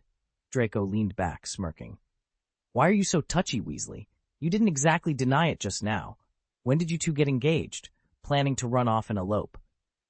Heat flamed in Ron's cheeks, but then he glanced at his sister's pleading eyes. He cleared his throat. "Enough, Draco. This isn't about some imaginary betrothal. Ginny, Harry, and we were trying to tell Professor Dumbledore about Harry's nightmare. That's the real reason for the letter." Ginny exhaled in relief as Ron stepped between her and Draco, holding the crumpled parchment like a shield. In that moment, they all remembered why they were gathered, not to gossip, but to warn Dumbledore about Harry's dreams and whatever dark fate they might herald. Chapter text: The Unforeseen Betrothal. On the 3rd day of Draco's visit to Harry's house, the morning conversation escalated into a flurry of half-spoken errands and reminders. "We haven't forgotten," Hermione prompted, glancing at Draco. "I can fetch Hagrid right away," Harry volunteered. "This is Ron," Ron clarified, as though the others might have overlooked him. "I'll write back to Father this afternoon," Ginny added briskly. "And don't let Juvie John wander off. He's waiting by the front gate," she reminded them. "An engagement is a wonderful thing," Hermione teased. "So, Draco, when's the big announcement?" Draco feigned irritation, his eyes drifting lazily from face to face. At last, he threw up his hands. Fine. Just so everyone knows, we've been engaged for ages." With that, the room fell into stunned silence. Of the 4 friends gathered, only Ron remained unpaired, and now Draco's offhand declarations seemed to have robbed him of even that last distinction. Draco leaned back against the mantel, a half-lidded smirk on his face. "Engagement? What engagement? I never asked for your approval, did I?"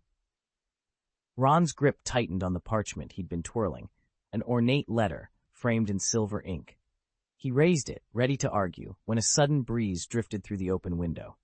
The letter slipped from his fingers, danced across the floor, and landed squarely in the hands of Lisa Dupin, Ravenclaw's resident gossip, infamous next to only Kate Carter. Ginny's lips curled into a triumphant smile. "Well, Father and the rest of us have already given our blessings. Care to object now, Ronald?" Ron stared at his empty hand, as though expecting a ring to appear. "I never agreed to any of this," he sputtered. Ginny leaned in, eyes shining with victory. "Oh, nothing to say?" She savored the moment. After all, it had been only days since Ron had leapt to her defense. Now, with roles reversed, she intended to enjoy every second of his stunned silence. Ron sucked in a few deep breaths, then cleared his throat. "The letter, where did it go?" he blurted. panic edging his voice. At his outburst, Harry sprang to his feet. Ginny, caught off guard, flew forward and wrapped herself around him like a koala clinging to a tree in a storm. Lisa Dupin, of all people, why her? Ron groaned, sharing the horror in Hermione's and Neville's eyes. This is going to ruin everything.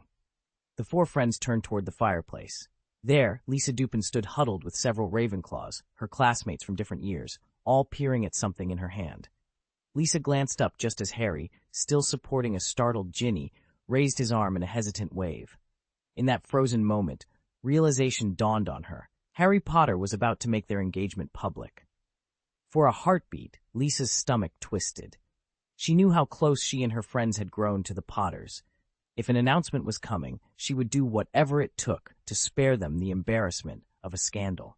Slipping her hand into Ginny's line of sight, she mouthed urgently, "I'll take care of this. Trust me."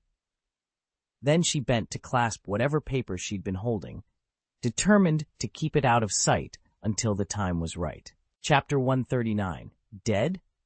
Harry still couldn't forget that moment a few days ago, the tragic prologue that set everything into motion. He'd meant to wave his hand to stop the announcement, but nerves got the better of him, and he ended up flashing a thumbs up instead. His face twitched, halting midway into an expression of proud approval. Ron opened his mouth to object, only managing a string of jumbled words. Draco tried to stand, but caught his left foot on his right and tumbled onto the carpet. Ginny, too shy to speak, simply stayed silent.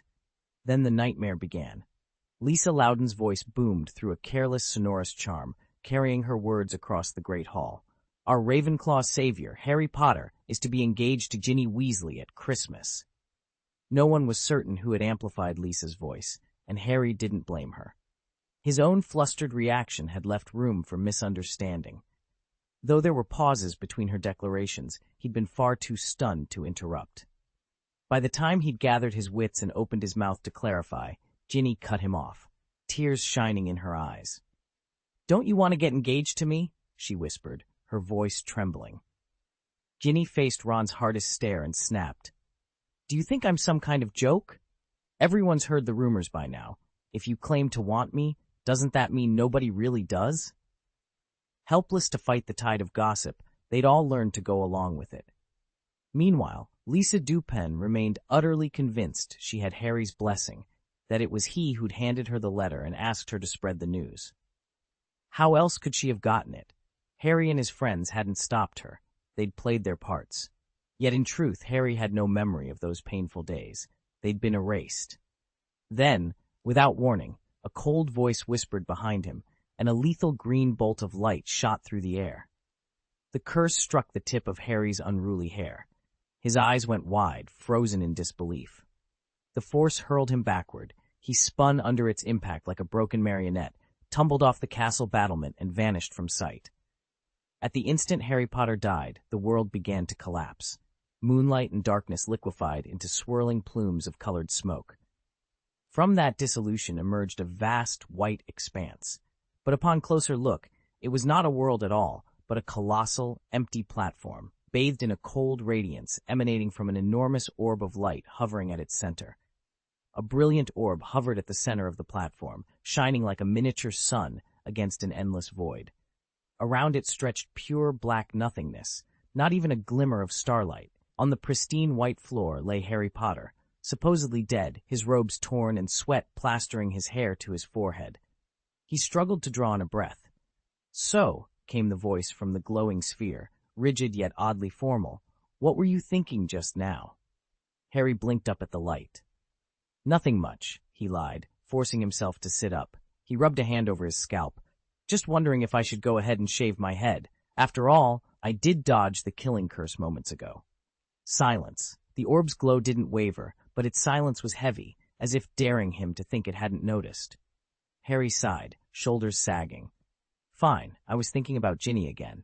That's all." The light pulsed once, sharply. "Don't forget what you're fighting for," it reminded him. "I know," Harry muttered. "You've told me a dozen times." The voice sounded, almost pitying, though its tone remained stern. "Because you're not just any wizard, Harry. You're a Horcrux, one Voldemort doesn't even realize exists. All those strange trials Dumbledore put you through last year? They weren't lessons or punishments. He was testing whether Voldemort could sense you, and whether the resurrection stone you sought had, by accident, become a repository for part of the Dark Lord's soul. Harry pressed his fingers to his temples, trying to collect his ragged thoughts. The realization washed over him again. He had been part of Voldemort, all along, a living tether neither of them fully understood. But why didn't Voldemort know? Harry asked quietly. Silence answered, this time respectful, almost gentle. Then the orb's light pulsed warmly, as if offering reassurance. Because some secrets are buried even the Dark Lord can't unearth. Now, the voice urged, stand up. You still have a world to save. Harry sank into the swirling violet mist of the training chamber, his wand resting heavy in his hand. Across from him hovered a softly glowing orb, the manifested form of Ryan's magic. Ryan's voice echoed from within the light. You look unsettled, Harry. What's on your mind? Harry frowned. Is it just me, or does your voice sound different today? And honestly, what did that last exercise actually teach me about disarming Voldemort's trap? The orb pulsed brighter, as if acknowledging the question. Let's start at the beginning. Dumbledore chose to resurrect Tom Riddle rather than sacrifice you outright. But Riddle isn't a perfect copy of Voldemort. He lacks some of the Dark Lord's memories. Even if Voldemort regains full strength, he wouldn't relocate his Horcruxes on a whim. That gives us vital breathing room. Harry rubbed his temples. All right, but why drag me through these immersive drills? Why hide me away in a virtual world instead of getting straight to the point? Ryan drifted closer, its glow shifting to a gentle azure.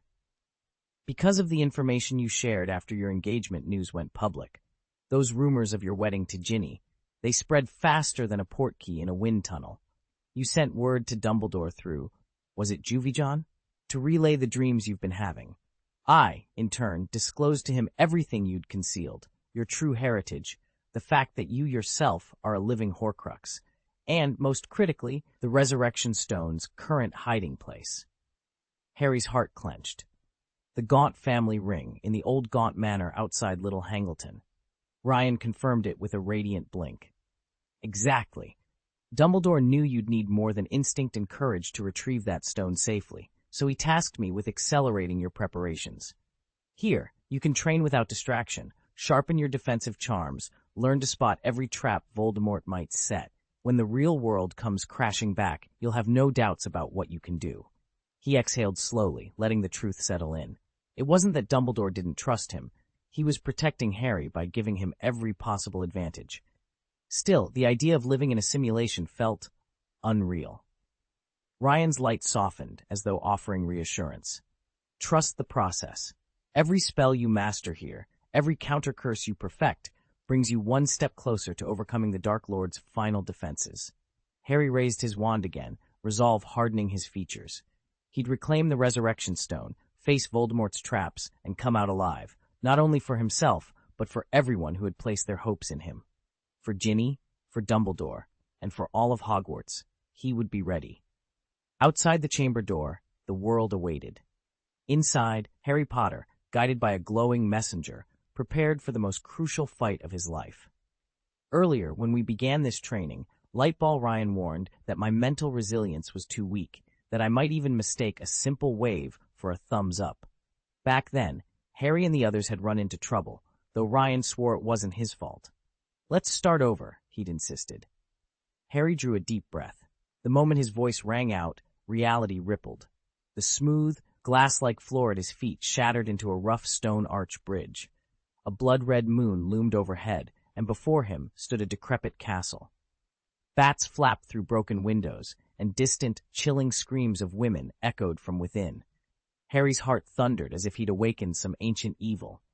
A scarlet bolt of lightning split the sky, followed by a savage roar that shook the night.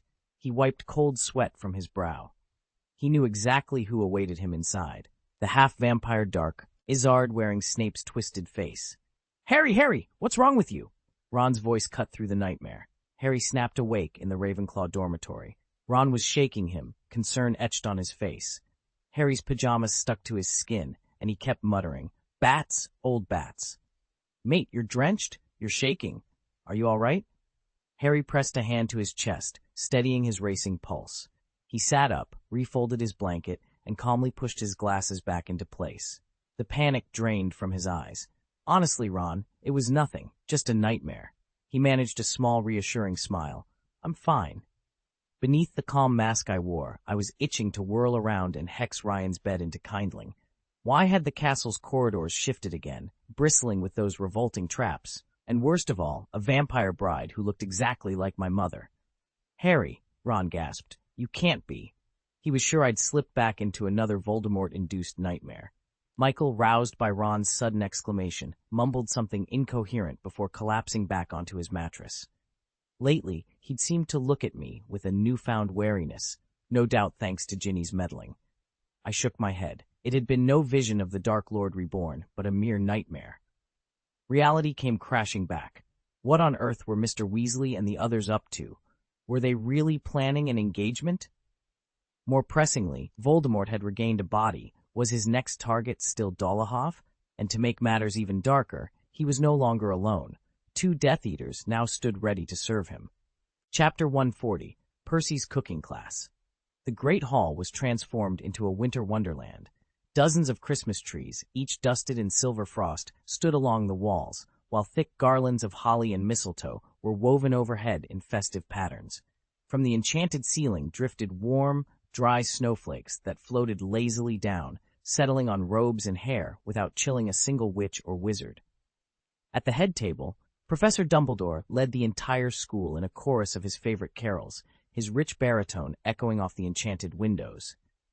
Hagrid, perched at the Gryffindor table, joined in with boisterous gusto and a fair amount of slurred enthusiasm after several glasses of strong eggnog. Across from him, Percy Weasley frowned down at his prefect badge, utterly unaware that Fred had quietly altered it. Instead of the official prefect inscription, it now read simply, Fool. Every time Percy demanded to know why everyone was staring and laughing, he only made matters worse. Over in Slytherin, Draco Malfoy was leaning close to Pansy Parkinson, striking a tone of polite sweetness that earned a few skeptical glances from Crabbe and Goyle. The 2 hulking 6th years diverted their attention by cramming food into their mouths with one hand while rubbing their foreheads with the other, an oddly effective strategy for fleeing Draco's relentless chatter. The Hufflepuff table was its usual picture of good cheer. Cedric Diggory and Dudley Dursley, flanked by a half-dozen enthusiastic Hufflepuffs, clinked their glasses of pumpkin juice, toasting the season. And in Ravenclaw's corner, the scene was nothing short of heartwarming. Ginny Weasley nestled in Harry's arm, slipping him a 3rd helping of Christmas pudding. No one batted an eye. They'd grown accustomed to Ginny's generous ministrations long ago. All around the hall, laughter mingled with music, and for a few precious hours, school rivalries were set aside. Even Percy's embarrassment eventually melted into the merriment, ensuring this would be a Christmas feast to remember. Ron Weasley frowned across the candlelit Great Hall, eyeing Harry and Ginny seated beside him. All I want to know, he began with a theatrical sigh, is why you 2 aren't going home for Christmas, and why you're still engaged. Ginny leaned into Harry's side, half amused, half exasperated. Honestly, Harry, it's all your fault I'm stuck at Hogwarts this holiday. Right, Ron groaned. We were supposed to get engaged on Christmas Day. Harry grinned. Well, everyone's too busy dealing with Voldemort to worry about holiday plans. I mean it, Ginny chimed in, brushing a stray lock of hair behind her ear. Not one of the adults is free. Dumbledore's tied up with order business. She nodded toward the stage where Professor Dumbledore stood, beaming at the students. And the same goes for Mum, Dad, even Lupin and Sirius. I half expect Dumbledore to be a polyjuice-potioned imposter by now. Harry tousled his unruly hair. Knowing him, it wouldn't surprise me.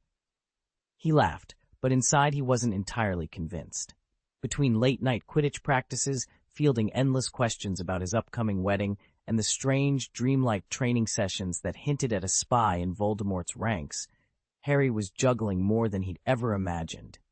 Yet he hadn't dared press for the full truth in those dreams, especially not about that mysterious insider whispering from the shadows. For now, Hogwarts at Christmas time, engagement ring and all, would have to do. The Weasley kitchen at the Burrow rang with Christmas clatter. pots clanging, wooden beams creaking, the crack of festive crackers echoing off the walls. Yet Harry, Ron, and Ginny huddled at one end of the long table, eyes serious, hearts racing. "You know," Ron began, stirring his butterbeer as if the motion might settle his nerves, "none of the remaining Death Eaters really wants to sign back up with Voldemort. With Dumbledore so powerful and, in my opinion, far more reasonable, siding with you-know-who right now is like throw Ingin with Germany in 1945. Harry nodded. "Exactly. Which means this mole has to be either a die-hard, pure-blood supremacist or someone nursing a fierce grudge against the Order of the Phoenix." Ever since that urgent letter arrived for Dumbledore, Mr. Weasley and the other Order members had been racing from one secret gathering to the next, even pausing Christmas celebrations only briefly. Yet Albus Dumbledore himself seemed completely unflustered. "Look at him," Ron whispered, nodding toward the head of the table. There, Dumbledore was delicately sampling a mound of dark, slightly quivering morsels, frankly enough like giant cockroaches to make anyone's skin crawl, yet wearing the most blissful expression. Harry let out a breathless laugh. "Maybe he's just testing Hogwarts' insect wards." Ginny scooped up a dollop of cream for her tart and shot Harry a mischievous smile. "Honestly, I'd rather see you learning to bake treacle tarts. You've been on about them since breakfast. My treat, after all." For a moment, the threat of hidden Death Eaters faded into the hum of Christmas magic. As plates were cleared for treacle tarts, the only thing creeping through the burrow now was the sweet smell of pastry and a well-earned sense of warmth. Ginny unfolded a piece of parchment with a little animated sketch fluttering across it.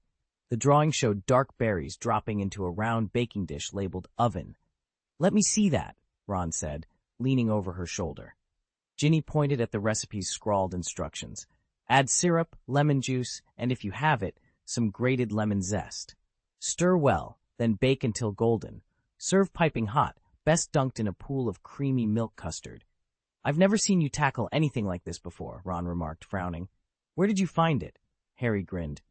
"Susan Bones from Hufflepuff, Madame Bones's niece, sent it to me." At that moment, Percy swept into the room, chin raised, his chest practically shining with a bright badge that read, "Idiot." He paused, making sure everyone got a good look at it. "How do you know about this recipe?" Ron asked, cheeks twitching as he tried not to laugh. Percy preened. "Seen it? Of course I have. I'm a Gryffindor and a responsible prefect, unlike some people who just lounge in the common room all day." He shifted slightly, so the idiot medal caught the light again. Ron rolled his eyes. "Fine, but I still prefer Mrs. Weasley's mince pies. They're brilliant." He licked his lips at the memory, though I've always wondered why they call them meat pies when there's no meat in them. Harry's hand shot up. "Oh, I know that one. It's weird, I admit, but I looked it up long before any of you were born. I was curious." He gave Ron a triumphant smile. Ginny snorted. "Well, if you're so clever, why don't you bake them for us?" Harry's grin widened. "Consider it done." Percy sat up a little straighter, a proud smile tugging at his lips. "As I've grown older, I've discovered a career truly worthy of my dedication." "Minister for Magic?" Ron blurted, before Percy could finish. Harry was quietly certain Ron had guessed correctly. Percy shot Ron a withering glare but maintained his poise. Clearing his throat with exaggerated dignity, Percy turned to his sister. "I'll explain the details to you later, Ginny. No need to take notes. You can always ask Mum. Besides, we won't be officially married for another 7 years." 7 years? Ginny's eyes went wide. "It's only 7 years," Percy said, waving off her distress. "Don't expect us to tie the knot right after Harry graduates. He still has 5 years at Hogwarts to go." Ron, meanwhile, had loaded a mince pie onto his plate. He bit into the crust, paused, then frowned. "Hold on. Where's the meat?" Percy sighed theatrically. "That's because a mince pie, despite its name, is actually a Muggle Christmas treat. In the non-magical world, people couldn't use spells to preserve meat, so they started combining dried fruits, raisins, chopped apples, with sugar, warming spices, and suet, that's hard fat from a sheep's kidneys, to keep it from spoiling. Over time, the meat vanished altogether, leaving us today with nothing but sweet fruit, spice, and pastry." Ron chewed thoughtfully. "So it really is just a dessert, then?" "Precisely," Percy said, shaking his head. "Now enjoy it, before I decide to keep all our family insights to myself." Ron gave a soft sigh. Percy, you know you probably could have been a Hufflepuff. Percy shot him an exasperated look. The Sorting Hat actually asked me if I'd rather be in Hufflepuff or Gryffindor. But Hufflepuff won't help me climb the ranks at the Ministry. Beside them, Ryan, restless now that Luna and Hermione had gone home for Christmas, couldn't help but smirk. You're making the same mistake everyone else does, underestimating Hufflepuff. If you really want a top job at the Ministry, it's the best house to be in. 3/4 of all Ministry employees come from Hufflepuff, not because Gryffindors, Ravenclaws, or Slytherins aren't up to the task, but simply because Hufflepuff is the largest house by far. Percy opened his mouth to argue, but Ryan's confident shrug told him there was no easy rebuttal. Around them, the chatter of students and holiday gossip drifted through the chilly Hogwarts corridors, and for once, Percy had to admit he might have been looking at Hufflepuff all wrong. Chapter 141, Minister of Magic. In the British wizarding world, the Minister of Magic is the supreme authority, both the political head of the wizarding community and the chief officer of the Ministry of Magic itself. This role is roughly equivalent to the Prime Minister of the non-magical government. The minister oversees every aspect of magical life in Britain, from policy-making to law enforcement. Although the minister can, in theory, be appointed directly, in practice the office is filled by popular vote. There is no fixed term of office, but by law a new election must be held at least once every 7 years. As a result, a prospective minister's foremost task is to earn the trust and support of Britain's witches and wizards, and then to maintain that support for a successful tenure can extend all the way to retirement. A prime example of this longevity is Ferrus Spavon, affectionately nicknamed Sprayer for his gift of eloquence. In 1865, at the remarkable age of 109, he won his first election and took office, and remained an influential minister of magic for years to come. Arthur Spavin had one talent above all others, his gift for gab, and yet no one would have guessed it would carry him through 38 years as Minister of Magic. When he turned 147, he quietly slipped into a second-tier role. Not because he'd grown too feeble for the job, but because of one spectacular breach of protocol. He'd attended Queen Victoria's funeral wearing an admiral's hat and full foot guard regalia. That public display of military finery blatantly violated the International Statute of Secrecy, and he was dismissed on the spot, much as in later years Millicent Bagnor would be reprimanded for defending large-scale wizard celebrations after Voldemort's defeat. Spavin's tenure was otherwise unusually steady. He weathered a string of assassination attempts, each born of his mercurial tongue rather than any political intrigue. On one occasion, after opening a joke with "a centaur, a ghost, and a dwarf walk into a pub," he narrowly escaped a flying kick from a furious centaur in the audience. Yet such episodes did little to shake his standing. His record as the longest-serving Minister of Magic owed as much to his Hufflepuff roots as to his silver tongue. His easy charm and unwavering loyalty earned him the steadfast support of Hufflepuffs throughout the wizarding world. It was 3 days before Christmas, and Hogwarts lay silent beneath a thick blanket of snow. With Kate, Cedric, and the others gone home for the holidays, Ryan found himself wandering the corridors, utterly bored. On a whim, he'd tracked Harry Potter down in the library. If there was anyone to argue magical politics with, it was the boy who lived. "Harry," Ryan began, leaning against a shelf overflowing with dusty tomes, "is Ferrus Spavin a Hufflepuff?" Harry looked up from his reading, pushing his glasses into place. "He is, just like the first Minister of Magic, Uric Gamp, Hufflepuff all the way." Ryan rolled his eyes. "Great, so here I am, stuck as the resident Hufflepuff, while everyone else is off celebrating." Harry closed his book with a soft thud. "Actually, being a Hufflepuff is a smart move if you ever want to run the Ministry." "A smart move?" Ryan scoffed. "How's that?" Harry leaned back, folding his arms. "Think about it. Hufflepuffs are hardly ever at the center of scandal. They appear steady, harmless, even a little dull. The other 3 houses don't mind letting a Hufflepuff take the big job because it makes them look neutral and above the fray. No one suspects they're power-hungry." "So it's a shortcut," Ryan said. "A way to slip into the top job without drawing attention." "Exactly," Harry nodded. "If you flip through the list of past ministers, Any who never flaunted their house badge or who kept their reputation squeaky clean were almost certainly Hufflepuffs, Ryan smirked. All right, Smarty, one more question. What about the Diggories? Cedric Diggory's name keeps popping up in the papers. What house are they from? Harry stifled a yawn, glancing at the frosted window. Hufflepuff. Every single Diggory. Figures, Ryan said with a wry grin. And wasn't Edridge Diggory the fourth Minister of Magic? He was, Harry confirmed. Also a Hufflepuff. Ryan shook his head, amused despite himself.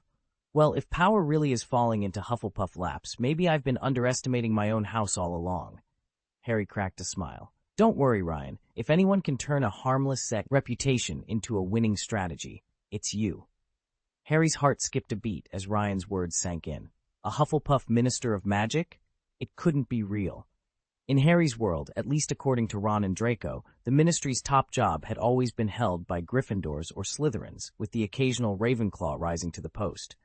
Hufflepuff? Those plain, hard-working folk? Harry frowned. It sounded too bizarre to believe. But Dumbledore isn't a Hufflepuff, is he? Harry blurted, glancing down at Ron, whose mouth hung open, and at Ginny, curled up against his side as if she feared another nightmare. Ryan shot him a patient look. House doesn't guarantee the position, he explained.